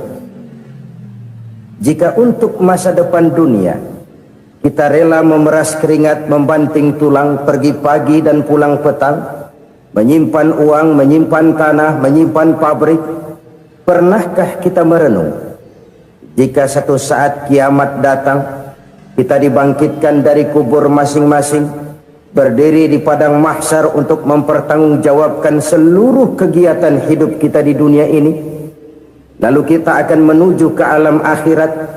Sudahkah kita mempunyai simpanan untuk akhirat kita? Pada pertemuan kali ini saya ingin menyampaikan sebuah hadis di mana Rasulullah sallallahu alaihi wasallam bersabda, arba'un min kanzil jannah. Simpanan sorga ada 4 macam. Yang pertama, ikhfa'us sadaqah, menyembunyikan sedekah. Saudara-saudara kaum muslimin, sebagaimana yang kita maklum bahwa Allah Subhanahu wa taala melebihkan sebagian rezeki dari kita terhadap yang lain. Ada yang kaya, ada yang setengah kaya, ada yang miskin, ada yang setengah miskin, dan selanjutnya. Ada yang gajinya kecil tapi penghasilannya gede. Ada yang penghasilannya gede tapi nggak punya gaji. Ada juga yang memang gajinya gede dan penghasilannya gede. Kelebihan rezeki merupakan sunnatullah dan tidak harus membuat kita merasa lebih dari yang lain. Bahkan sebaliknya, kelebihan itu harus membuat kita ringan tangan untuk menolong mereka yang memang memerlukan pertolongan. Kalau saudara diberikan ilmu, maka pertanyaan akhirat cuma satu, ilmumu kau amalkan untuk apa? Kalau saudara diberikan umur yang panjang, pengadilan akhirat juga bertanya satu, umurmu kau habiskan di mana? Tapi kalau saudara diberikan harta, pengadilan akhirat akan bertanya 2, hartamu kau dapat dari mana, kau belanjakan kemana? Dari mananya ditanya dan kemananya juga ditanya. Oleh karena kita akan dimintakan pertanggungan jawab, maka amanah yang bernama harta ini harus kita gunakan dengan sebaik-baiknya. Ada penggunaan yang merupakan kewajiban, itu zakat namanya. Ada penggunaan yang sewaktu-waktu, itu infak namanya. Ada yang lebih sewaktu-waktu lagi, dan itu sedekah namanya. Zakat dia terikat oleh haul dan nisab, oleh putaran batas waktu dan ukuran dari harta itu sendiri. Sedangkan infak terikat oleh situasi dan kondisi perekonomian seseorang. Sedangkan sedekah tidak terikat dengan apapun. Dalam kondisi seperti apapun kita bisa melakukan sedekah dengan yang terkecil sekalipun. Sampai-sampai Rasulullah sallallahu alaihi wasallam mengajarkan, la tahqiranna minal ma'rufi syai'an walau an talqa akhaka biwajhin talik. Atau ada hadis, tabassumuka fi wajhi akhika laka shadaqah. Senyumanmu kepada temanmu adalah sedekah. Jadi untuk melakukan sedekah tidak harus dalam berbentuk uang. Dengan ilmu kita bisa sedekah, dengan tenaga kita bisa bersedekah, dengan pikiran kita bisa bersedekah, bahkan senyum kepada teman itu pun sedekah. Jadi kalau sedekah dengan uang memang belum punya uang, nyengir aja banyakin. Itu asal pada tempatnya, jangan lalu ketemu tiang listrik cengengesan. Tentu tidak pada tempatnya dan tidak wajar. Nah, sedekah yang paling dicintai Allah adalah sedekah yang disembunyikan. Artinya jauh dari sifat riya. Kan kadang-kadang ada orang sedekah itu disebutkan namanya, apa tidak bagus? Kalau memang niatnya ikhlas, ya bagus-bagus saja. Untuk memberikan sugesti kepada yang lain. Di Fulan bin Fulan nyumbang sekian, diumumkan. Boleh kalau niatnya untuk memberikan rangsangan kepada yang lain supaya dia menyumbang lebih besar dari orang tadi. Tapi kalau itu mendatangkan riya, maka sedekah yang paling dicintai Allah adalah sedekah yang disembunyikan. Tangan kiri saja tidak tahu apa yang diberikan oleh tangan kanan. Sedekah yang dilakukan dengan ikhlas akan merupakan perbendaharaan surga, tersembunyi dari pandangan orang lain, tidak seorang pun tahu. Karena memang sikap yang baik adalah melupakan kebaikan dan mengingat kesalahan. Itu salah satu ciri orang bahagia. Orang yang selalu mengingat kesalahannya dan berusaha melupakan segala kebaikannya. Kalau dia akan ada kebaikan, dia tidak bisa ikut, dia merasa rugi karena dia merasa belum pernah berbuat baik. Tapi kalau akan melakukan kesalahan baru, dia ingat kesalahan yang sudah-sudah, sehingga terhalang baginya untuk melakukan satu kesalahan baru. Demikianlah saudara-saudara, bahwa Allah melebihkan rizki sebagian kita dari yang lain, agar terjadi tolong-menolong dalam kehidupan ini. Jadi kesenjangan yang nature, kesenjangan yang alami, itu sunnatullah. Ada yang kaya, ada yang miskin, ada yang kelas menengah. Nah, kenapa lalu sekarang kita berusaha mengentaskan kemiskinan? Oleh karena adanya kesenjangan struktural. Kalau yang kaya bisa semakin kaya, kenapa yang miskin tidak bisa naik jadi ikut sedikit kaya? Sebab pada dasarnya Islam adalah agama yang sejak turunnya sudah berupaya memerangi kemiskinan. Bahkan dikatakan kemiskinan itu mendekatkan kepada kekufuran. Orang kalau miskin udah dekat banget sama kafir. Gampang menjadi kafir. Berapa banyak saudara-saudara kita yang oleh karena soal perut, oleh karena soal materi, terpaksa meninggalkan dan menanggalkan akidahnya, menjual petunjuk yang diberikan Allah dengan kesenangan dunia yang cuma sebentar ini. Na'udzubillah thumma na'udzubillah. Jadi makin kita sembunyikan satu sedekah, semakin banyak perbendaharaan kita di surga. Sedekah yang paling dicintai Allah adalah sedekah yang disembunyikan. Malahan ada seorang sufi, dia punya kebiasaan kalau pergi sholat Jumat dia bawa uang, itu uang dia taruh di bawah tikar masjid. Dia niat sedekah kepada siapa saja yang nemuin itu duit. Maksudnya apa? Supaya yang nemuin nggak tahu siapa yang punya duit. Demikian dia saking ingin menyembunyikan sedekahnya. Karena sifat riya itu bisa memakan amal kita sendiri. Riya itu termasuk menyebut-nyebut kebaikan kita. Orang yang suka nepuk dada, sedikit-sedikit ngitungnya kalau nggak gua. Tuh kalau nggak gua tuh yang belas itu kalau nggak gua, iya kalau nggak lu kenapa emang? Orang yang suka menepuk jasa, tuh biasanya memang begitu saudara-saudara. Kalau perang lagi berkecamuk, orang nggak sempat ngaku jadi pahlawan. Tapi begitu perang selesai, yang kagak kenal bedil ngaku pahlawan, Mas. Itu sesuatu yang biasa. Oleh karenanya, orang-orang yang ikhlas dalam bersedekah, disembunyikannya sedekah itu Allah cinta betul. Malahan ada hadis memberikan jaminan, inna shadaqatal mar'il muslimi tazidu fil umri wa tadfa'u mitatas su'i. Sesungguhnya sedekahnya seorang mukmin tazidu fil umri, bisa menambah umur panjang, wa tadfa'u mitatas su'i, dan menyelamatkan manusia dari mati secara su'ul khatimah. Jadi siapa yang kepengen panjang umur, banyaklah sedekah. Yang bosan hidup, pelit terus.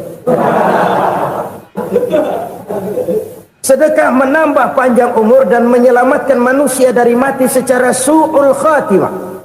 Pak, katanya umur itu nggak bisa ditambah, nggak bisa dikurangin. Kapan? Kalau ajal sudah datang. Fa idza jaa ajaluhum la yastakhiruna sa'atan wa la yastaqdimun. Kalau ajal datang tidak bisa dimajukan, tidak bisa dimundurkan. Itu kalau ajal sudah datang. Tidak bisa lagi umur ditambah dikurangi, sudah datang. Tapi kalau belum datang, itu kan haknya Allah. Mau ditambah, mau dikurangi, hak prerogatif Allah. Sebagai pencipta manusia, Allah maha kuasa dan maha mampu. Sedekah ini menambah panjang umur dan menyelamatkan manusia dari mati secara su'ul khatimah. Itu orang mati kan sama ya, kondisinya mati, nggak nafas. Tapi hakikat mati kan lain-lain. Ada yang mati itu husnul khatimah, baik akhirnya. Misalnya lagi ngaji mati, lagi sholat mati, lagi sedekah mati. Ini yang dinamakan dengan husnul khatimah, baik di akhirnya. Sebaliknya ada yang su'ul khatimah, jelek di akhirnya. Ini yang jadi catatan akhir. Lagi nyekek botol, mampus. Lagi banting kartu, modar. Su'ul khatimah, jelek pada akhirnya. Sedekah menyelamatkan manusia dari mati secara su'ul khatimah. Dan kita semua kepengen mendapat husnul khatimah, jauh dari su'ul khatimah. Oleh sebab itu yang bisa menyelamatkan kita dari penyakit itu antara lain adalah sedekah yang disembunyikan, yang dikerjakan dengan ikhlas karena Allah, tidak karena kepengen dipuji orang, tidak karena ingin dikatakan orang pemurah. Sebab orang dermawan itu orang yang memberi tanpa harus diminta. Kalau masih harus diminta, ya belum dermawan namanya, masih harus diminta. Kalau nggak diminta ya tulus, lolos, polos. Saudara-saudara kaum muslimin rahimakumullah, harta adalah amanat dan akan kita pertanggungjawabkan. Allah melebihkan rizki sebagian kita dari yang lain agar kita saling tolong menolong, bantu membantu. Nabi janjikan, siapa yang meringankan beban saudaranya muslim di dunia, Allah akan meringankan bebannya di akhirat nanti. Sebuah jaminan dari baginda Nabi. Si orang yang kita bantu barangkali tidak bisa membalas, Allah yang akan membalas lewat jalan lain yang tidak pernah kita sangka-sangka. Ada orang tanya, Pak, ini ada orang nyumbang masjid sambil marah-marah, bagaimana? Saya bilang, sumbangannya aja ambil, marahnya jangan. Marahnya jangan diambil, itu urusan dia. Saudara-saudara kaum muslimin rahimakumullah, umat Islam ini kan umat yang punya potensi besar. Kadang kita merenung, kenapa kadang-kadang pembangunan masjid kok lambat sekali? Kalau hotel hari ini peletakan pertama, bulan depan peresmian. Supermarket hari ini peletakan batu pertama, minggu depan peresmian. Tapi kalau sudah yang namanya masjid, kadang-kadang peletakan batu pertama sekaligus jadi batu terakhir. 3 tahun, 4 tahun, campur nebar jalak di jalanan, duit dijaring kayak ikan sepat. Apa tidak ada orang Islam yang kaya? Banyak. Apa tidak ada pengusaha muslim yang jadi konglomerat? Ada. Lalu yang belum banyak itu yang komit terhadap nilai-nilai agamanya. Akhirnya kita jatuh jadi umat yang lemah. Belum ada pengusaha konglomerat muslim buka pabrik supermi cap beduk misalnya umpamanya atau pabrik kecap cap sorban supaya identitas keislamannya sedikit kelihatan. Kita jatuh jadi umat yang lemah karena potensi tidak terinventarisir dengan baik. Kita ini ibarat kompor yang cuma matengin nasi orang lain.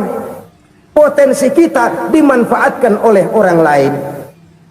Ukhuwah Islamiyah kita baru terbatas kepada silaturahmi.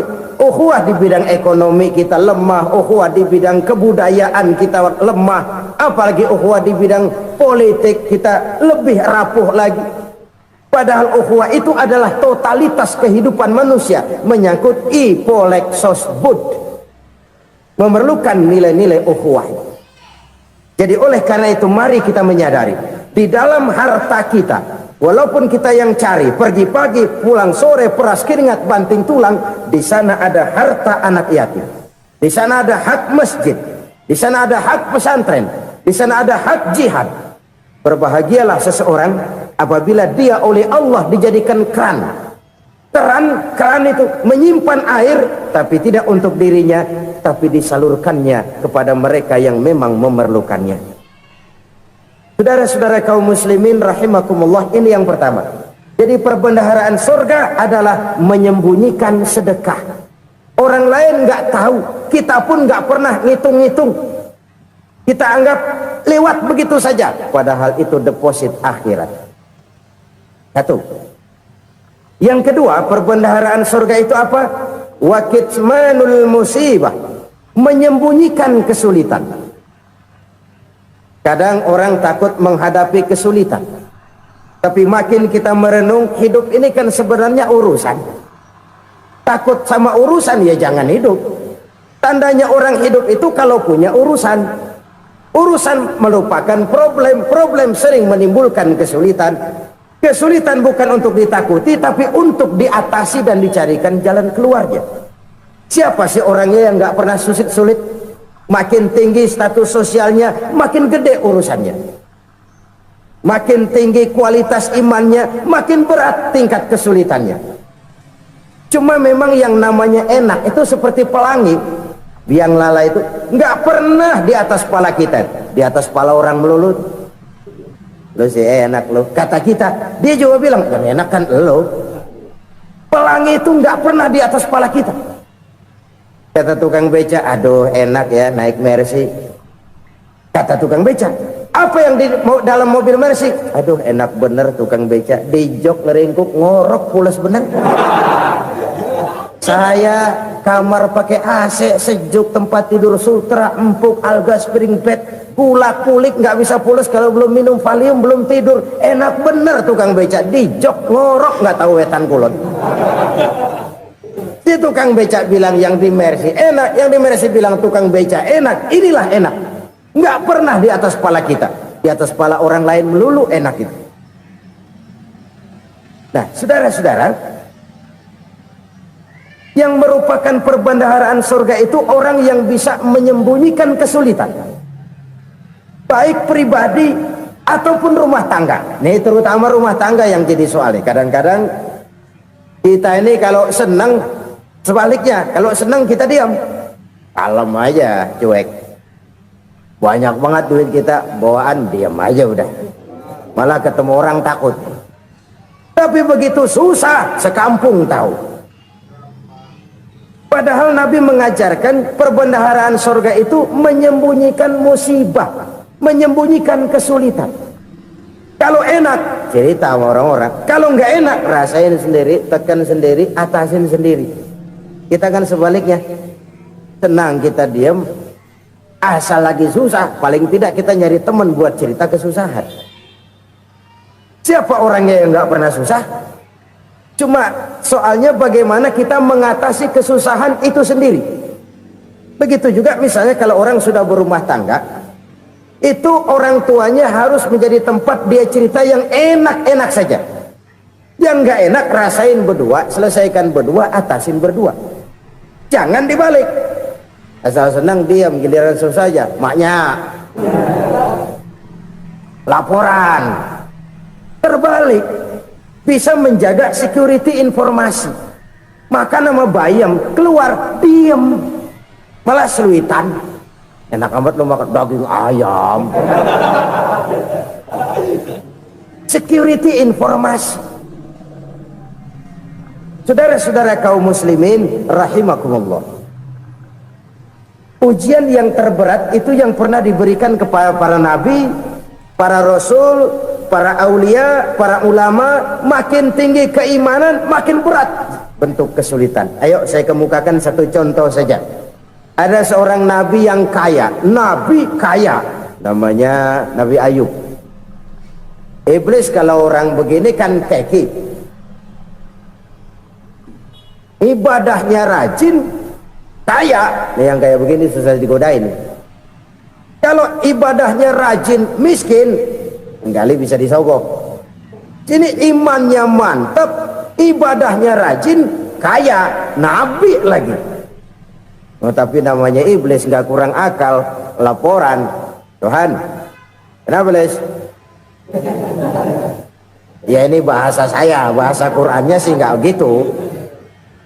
Itu hambamu yang namanya Ayub, dia rajin ibadah cuma karena dikasih kaya aja. Coba kasih miskin dia, berhenti dia sembahyang. Ah, kamu bisa aja. Saya tahu Ayub itu hambaku yang ikhlas. Saya buktiin Tuhan, silahkan.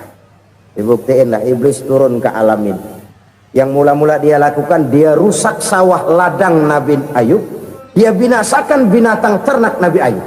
Sehingga dalam waktu singkat, jatuhlah Nabi Ayub dari orang paling kaya jadi orang paling miskin.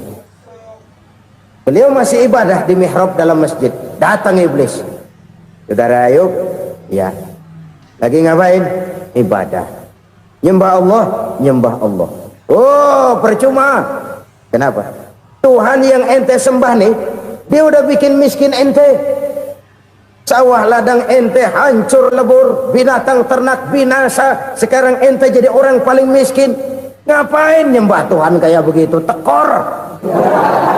Udah berhenti dah ibadah, berhenti ibadah. Ini iblis sama Tuhan laporannya lain, yang dikerjakan kepada Nabi Ayub juga lain. Benar begitu iblis kata Nabi Ayub? Iya, sawah ladang saya habis, buras. Binatang ternak saya binasa, binasa. Saya miskin, bangpak. Apa jawab Nabi Ayub? Bukan innalillahi, ini hebat. Alhamdulillahillazi a'tani wa akhadha minni. Segala puji bagi Allah yang telah memberikan harta kepada saya dan sekarang mengambilnya lagi. Alhamdulillah. Allah yang ngasih, Allah yang ambil. Itu mah urusan Allah. Iblis cuman ibadah jalan terus, sujud lagi Nabi Ayub. Iblis seleher gondok banget. Dasar Nabi nggak mempan dia apa-apain. Miskin malah alhamdulillah. Allah yang ngasih, Allah yang ngambil. Jadi kalau kita tidak komit, kita tidak terikat kepada kaya, miskin, senang, susah, apa yang bisa bikin kita susah?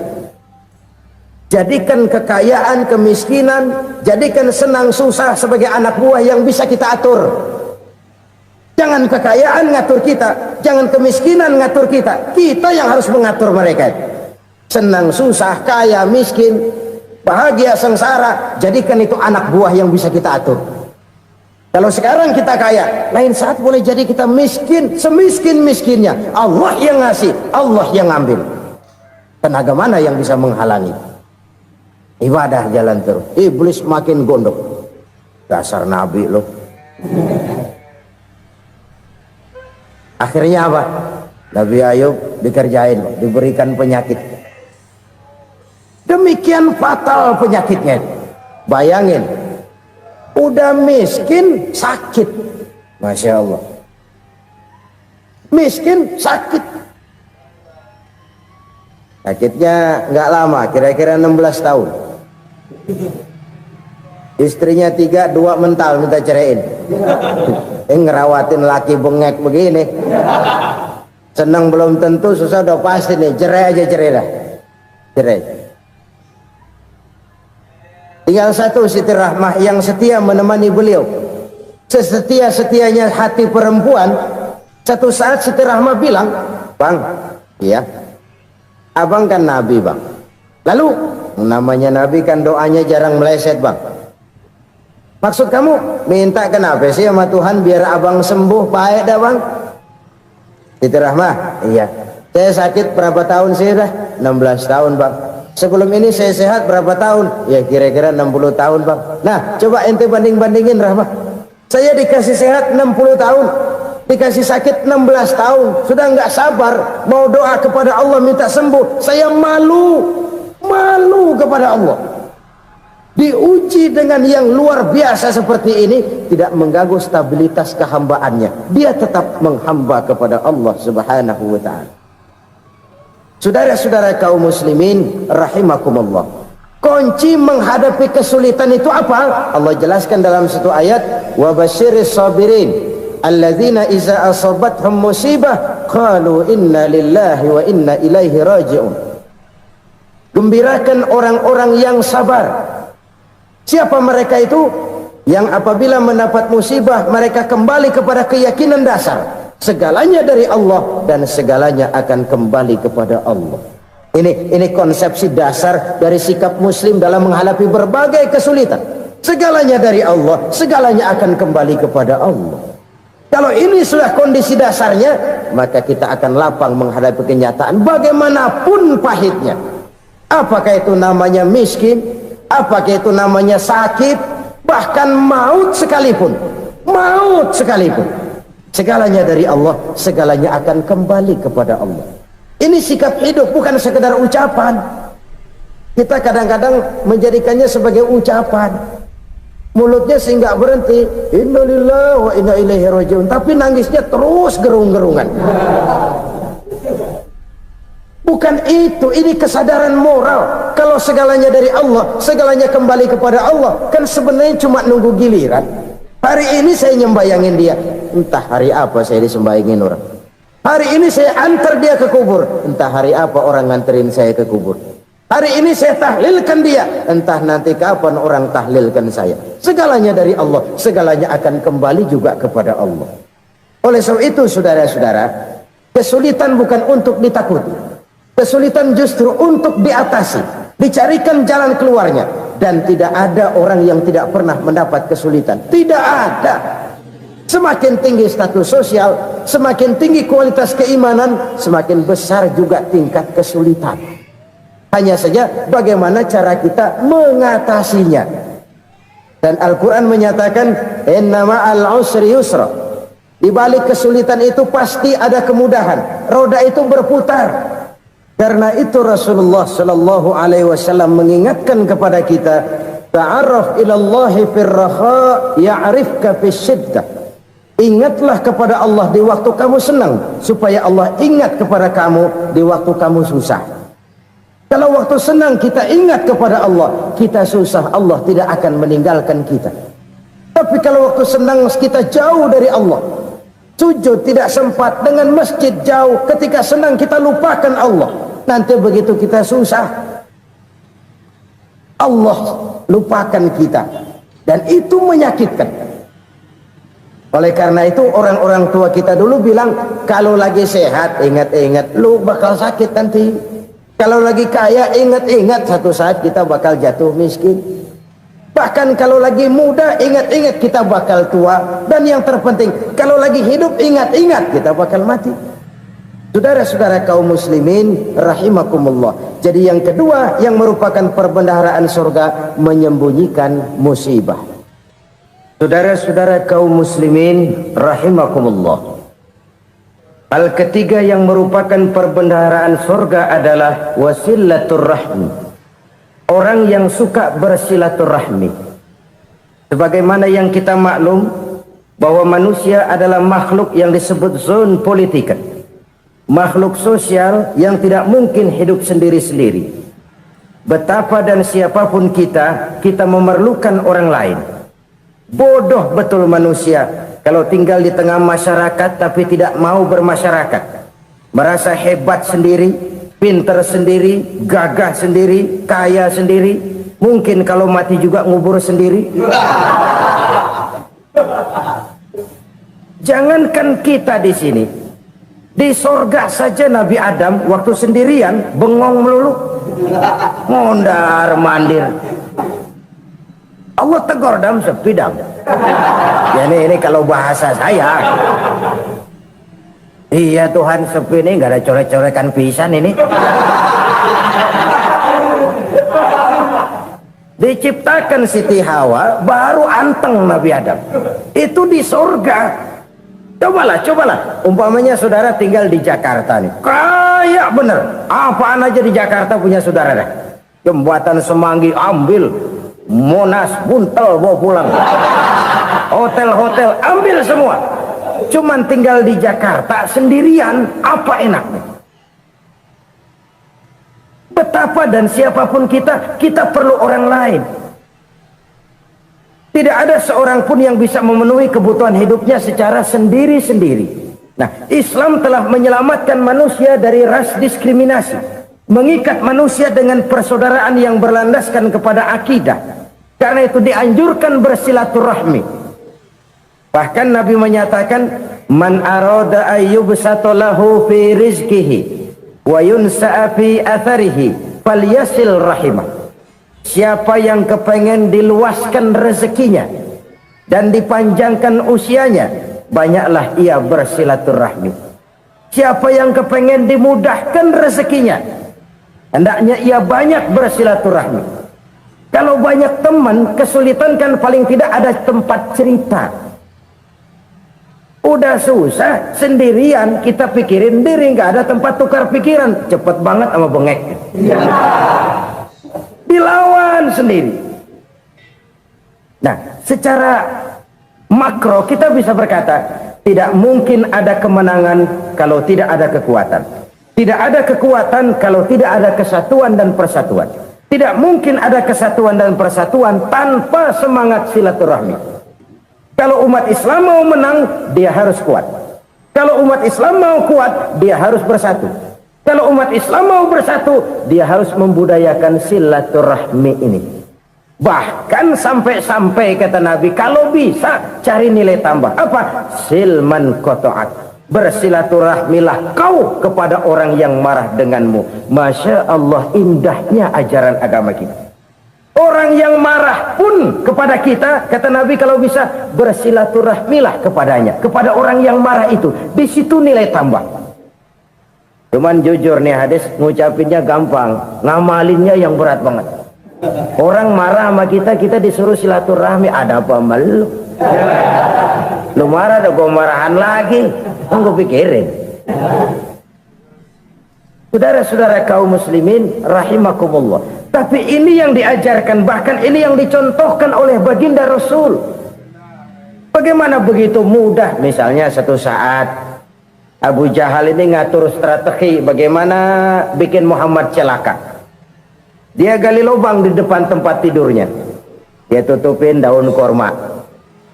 Terus dia panggil seseorang, ke sini. Kasih tahu Muhammad, pamannya sakit keras, minta ditengokin. Berangkat orang ini ke sana. Muhammad, labbaik. Pamanmu sakit keras, dia minta ditengokin. Baik, saya akan datang menjenguk beliau. Berangkatlah Nabi ke rumah Abu Jahal tanpa prasangka apapun.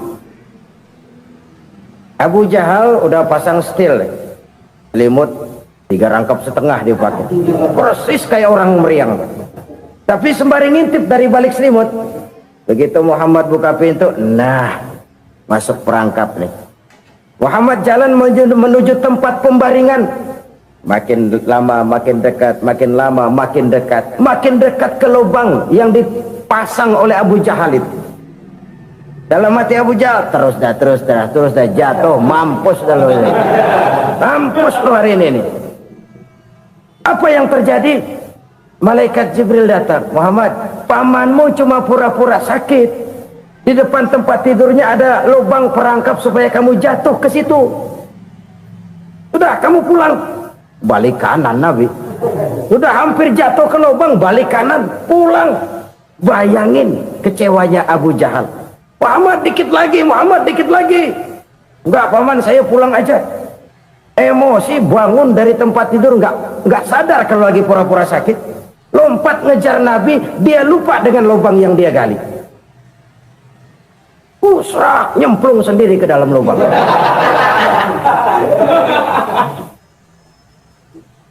Nabi terus berlalu. Ini terjadi keanehan.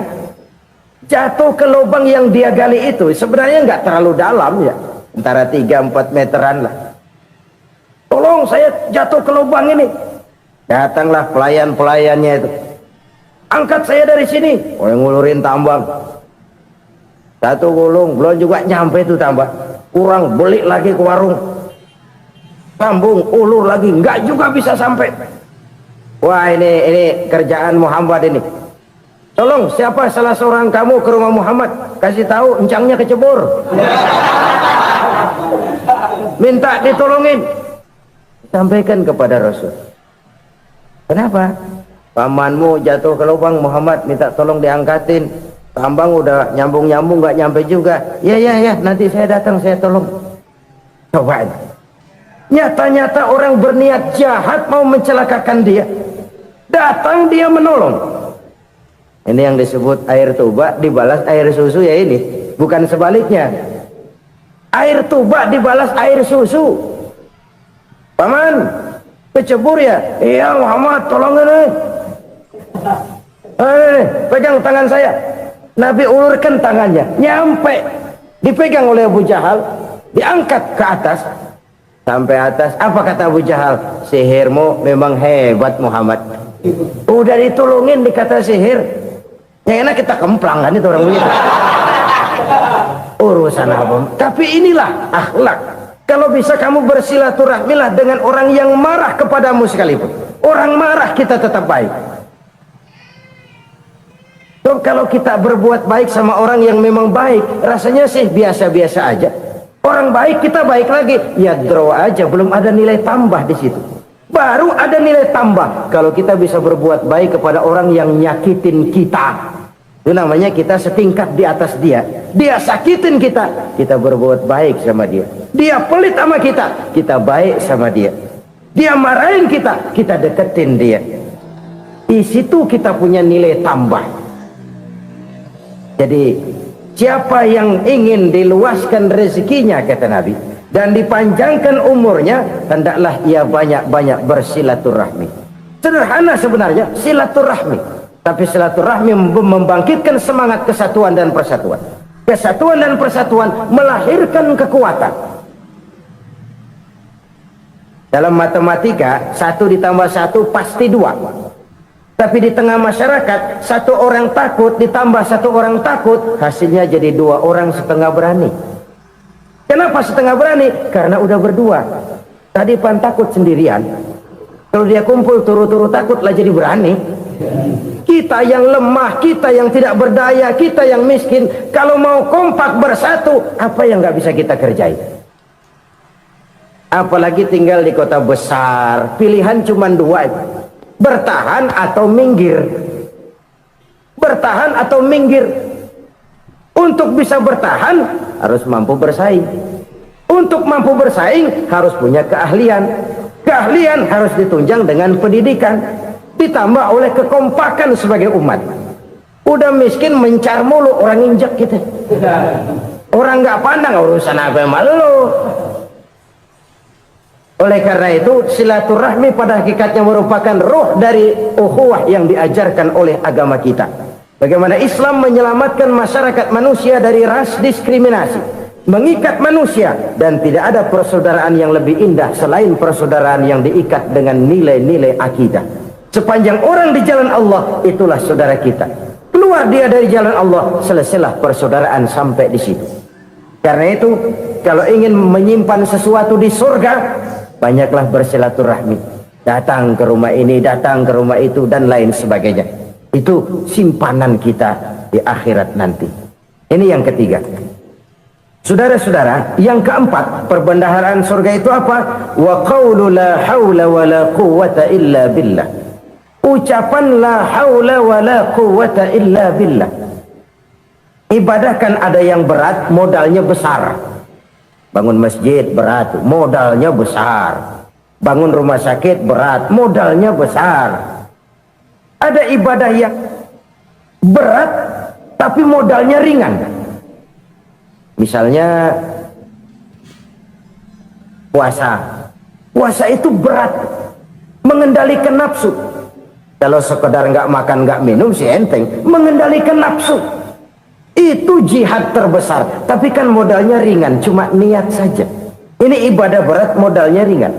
Ada ibadah yang ringan, modalnya juga enteng, seperti termasuk ucapan la haula wala quwata illa billah.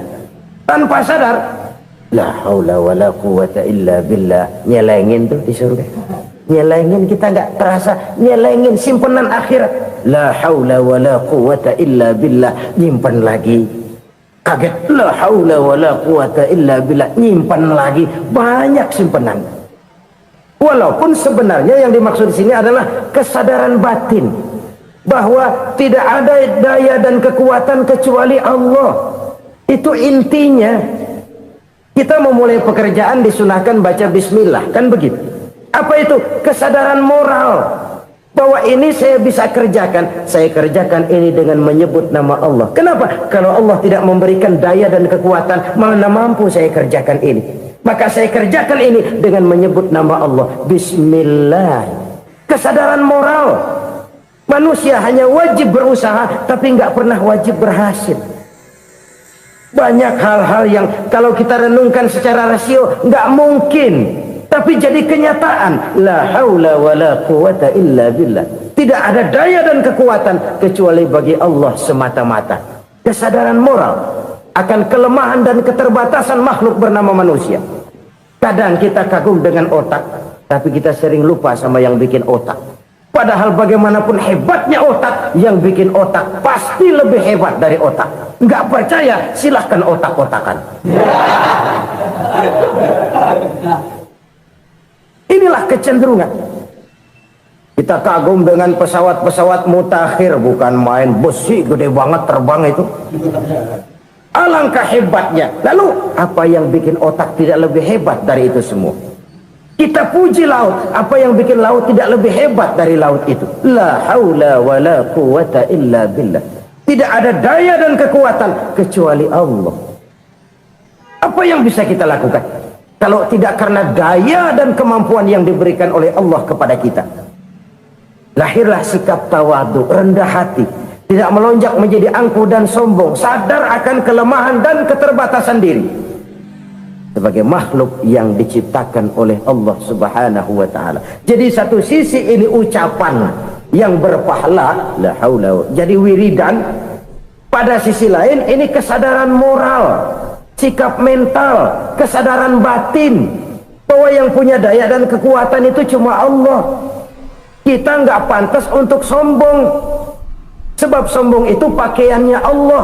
Kita nggak sedang pakai pakaian Allah, kegedean.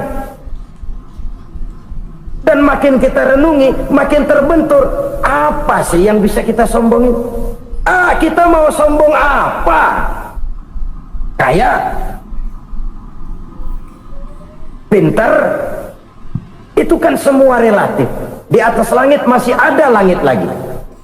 Jadi oleh karenanya, marilah kita menyadari, manusia hanya wajib berusaha, tapi tidak pernah wajib berhasil. Yang berusaha saja tidak wajib berhasil, apalagi yang tidak berusaha.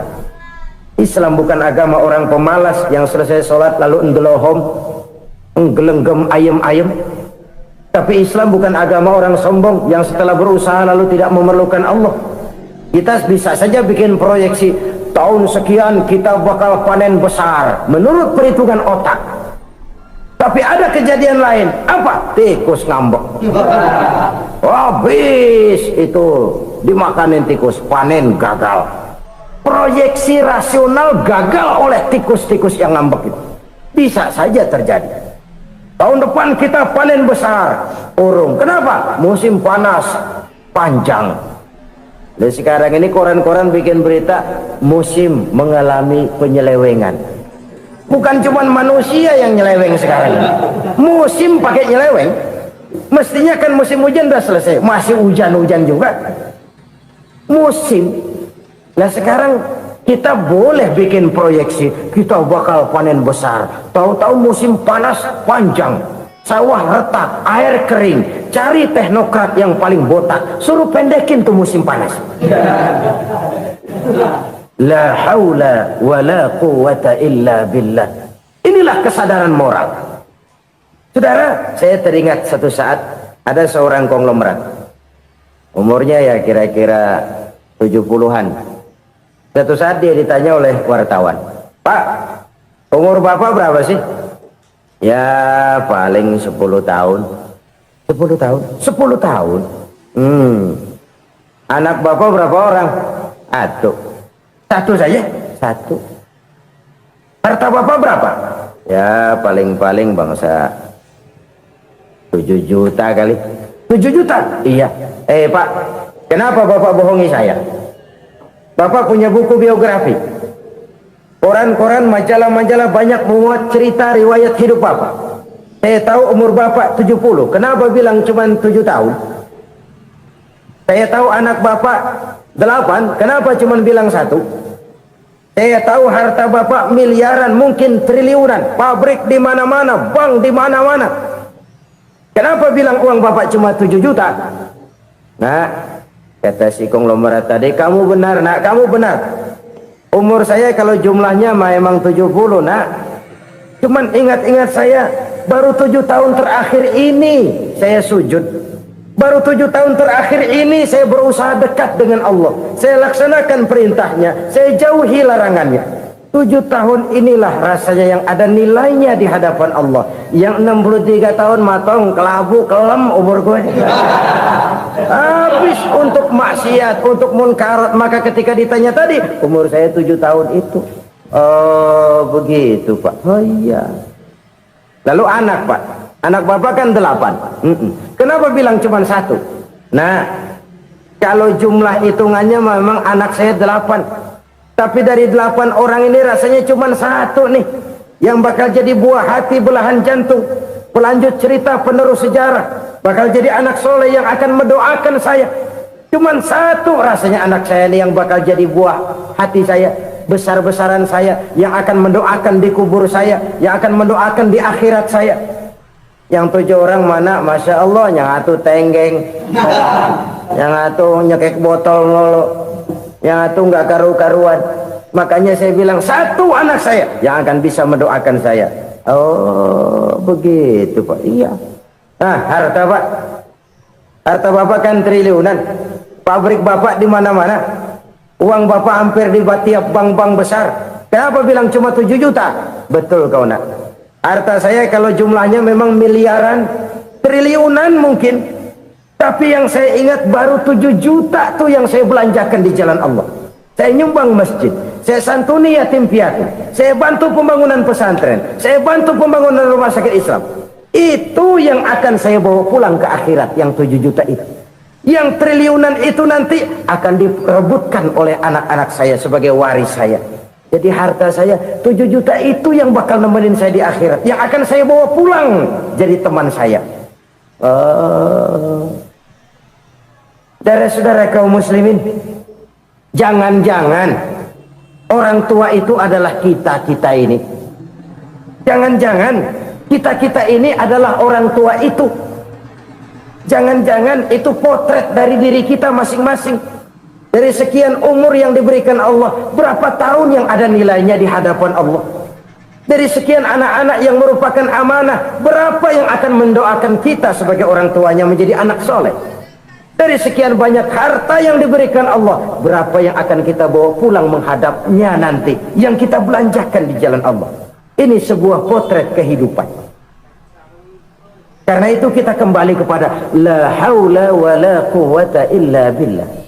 Kita wajib berusaha, kita wajib berikhtiar. Selebihnya segala daya dan kekuatan hanya milik Allah saja semata-mata. Satu kesadaran batin dari setiap pribadi muslim. Setelah ia berusaha dan berikhtiar, ia menyerahkannya kepada Allah Subhanahu wa ta'ala. Jadi satu sisi ini merupakan wiridan ucapan yang mengandung pahala, pada sisi lain ini merupakan sikap batin dari seorang muslim di dalam ia menghadapi realitas kehidupan ini.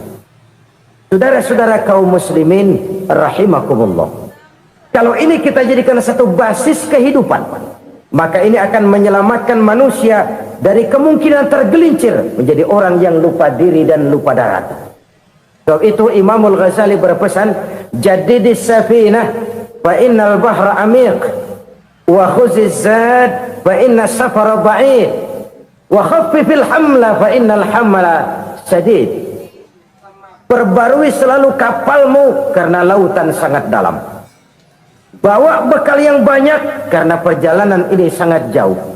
Ringankan beban karena kebanyakan beban akan menyakitkan. Alangkah indah kalimat ini, alangkah dalam makna yang terkandung di sana. Perbarui selalu kapalmu karena lautan sangat dalam. Apa artinya ini? Jaga mentalmu baik-baik. Pelihara imanmu baik-baik karena hidup penuh cobaan seperti lautan. Kita kalau berlayar di lautan kan kadang-kadang tenang, angin bertiup sepoi-sepoi basah. Jika malam datang bintang gemintang bertabur menghias cakrawala, rembulan memantulkan sinarnya dengan indah. Dalam keadaan begitu berlayar enak, tapi lain saat ombak menggunung, halilintar menyambar, angin topan bertiup. Berapa banyak sudah saudara-saudara kita yang tenggelam di lautan dunia tanpa sadar bahwa dia belum sampai kepada pantai yang akan dituju. Berapa banyak sudah saudara-saudara kita yang tenggelam di lautan dunia ini tanpa sempat bangkit lagi. Dia menyangka sudah sampai kepada tujuannya. Hati-hati kapal jangan sampai bocor karena lautan sangat dalam. Iman ini jaga baik-baik karena hidup penuh dengan ujian. Wa khuzizat fa inna safara ba'id. Bawa bekal yang banyak karena perjalanan sangat jauh. Saudara mau ke Bandung, bawa duit. Saudara mau ke Surabaya, banyakan lagi duitnya. Saudara mau ke Mekah, gepokan, iketan tuh duit nggak lembaran lagi. Makin jauh perjalanan, makin banyak bekal yang harus kita bawa. Kalau saudara dari Jakarta mau ke Surabaya, kagak bawa duit berangkat juga, itu sih bukan berani namanya, nekat. Sampai Surabaya belum tentu, sengsara di jalan udah pasti. Kenapa? Nggak bawa bekal berangkat. Sama juga kita nih, misalnya belum sempat sembahyang, mati. Waduh, berani banget orang.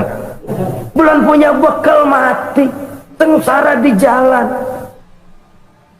Atau bekal tidak cukup.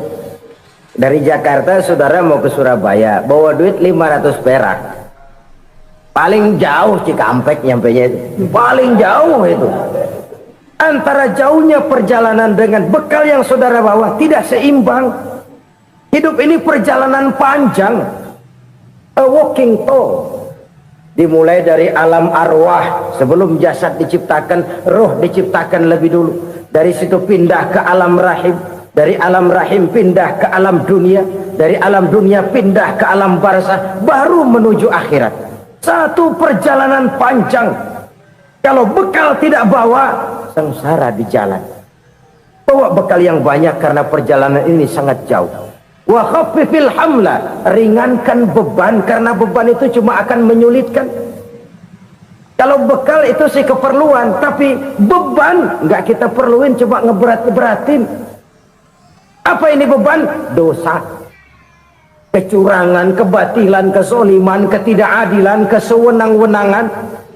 Itu akan jadi beban kita di akhirat. Alangkah celakanya, perjalanan panjang, bekal tidak bawa, beban kelewat banyak, alamat sengsara di jalan. Pahala tidak ada, dosa berlipat ganda. Na'udzubillah, summa na'udzubillah. Kalau kita rangkum nasihat Al-Ghazali dengan kisah si konglomerat tadi, kita akan mengambil kesimpulan. Pertama, bekal terbaik dalam menghadapi gejolak kehidupan ini tidak lain adalah iman. Yang kedua, pahala dan dosa. Dua hal kontroversial. Pahala adalah bekal, dosa adalah beban. Tapi kita sekarang kan tidak begitu terangsang kepada yang abstrak. Orang berlomba mencari yang konkret-konkret saja, yang real. Kalau emang dosa, benjol dong, kira-kira begitu. Kira-kira begitu. Persis orang Yahudi dulu. Orang Yahudi itu kan pernah minta kepada Nabi Musa, ya Musa lan nu'mina laka hatta narallaha jahrah. Musa, kami nggak bakal mau beriman kepada Allah kalau belum kami lihat Allah ada nongkrong di depan kami. Kalau memang Tuhan ada, taruh dong di depan kami. Mau yang konkret-konkret saja. Kalau memang dosa, benjol dong. Kalau memang pahala, berasa dong. Orang terangsang kepada yang real, yang konkret-konkret saja. Karena itu, untuk mengejar dosa orang mau bayar. Tapi untuk mengejar pahala, walaupun tidak bayar, orang segan. Ini yang dikatakan oleh Nabi, kamu mengharapkan ke surga, tapi kamu berat melaksanakan sesuatu yang bisa membawa kamu ke surga. Kamu ingin jauh dari neraka, tapi tiap saat kamu lakukan perbuatan-perbuatan yang justru menjerumuskan kamu ke neraka. Idda'aitum an-najata minan nar wa ramaitum fiha anfusakum. Kamu ingin selamat dari neraka, tapi kamu lemparkan diri kamu ke neraka. Kamu ingin masuk surga, tapi berat sekali kamu melakukan perbuatan-perbuatan yang bisa menyampaikan kamu di surga. Saudara-saudara kaum muslimin rahimakumullah. Jadi hal keempat yang merupakan perbendaharaan surga adalah la haula wa la quwwata illa billah. Satu sisi ini merupakan ucapan yang memperberat timbangan akhirat. Pada sisi lain ini merupakan sikap hidup seorang muslim. Kesadaran batin yang sangat dalam bahwa tidak ada daya dan kekuatan kecuali Allah. Dan itu kita simbolkan pada saat memulai pekerjaan dengan Bismillah, dengan menyebut nama Allah. Satu kesadaran moral, saya hanya bisa melakukan ini karena diberikan daya dan kekuatan oleh Allah. Lahirlah sikap tawadu, rendah hati, tidak melonjak menjadi angkuh dan sombong. Saudara-saudara, sampai sini dulu jumpa kita kali ini. Semoga 4 perbendaharaan surga ini dapat kita lakukan, yang kelak akan merupakan bekal kita di kemudian hari nanti. Amin ya rabbal alamin. Terima kasih atas segala perhatian, mohon maaf atas segala kekurangan. Usikum wa iyaya bitaqwallah. Wassalamualaikum warahmatullahi wabarakatuh. Waalaikumsalam.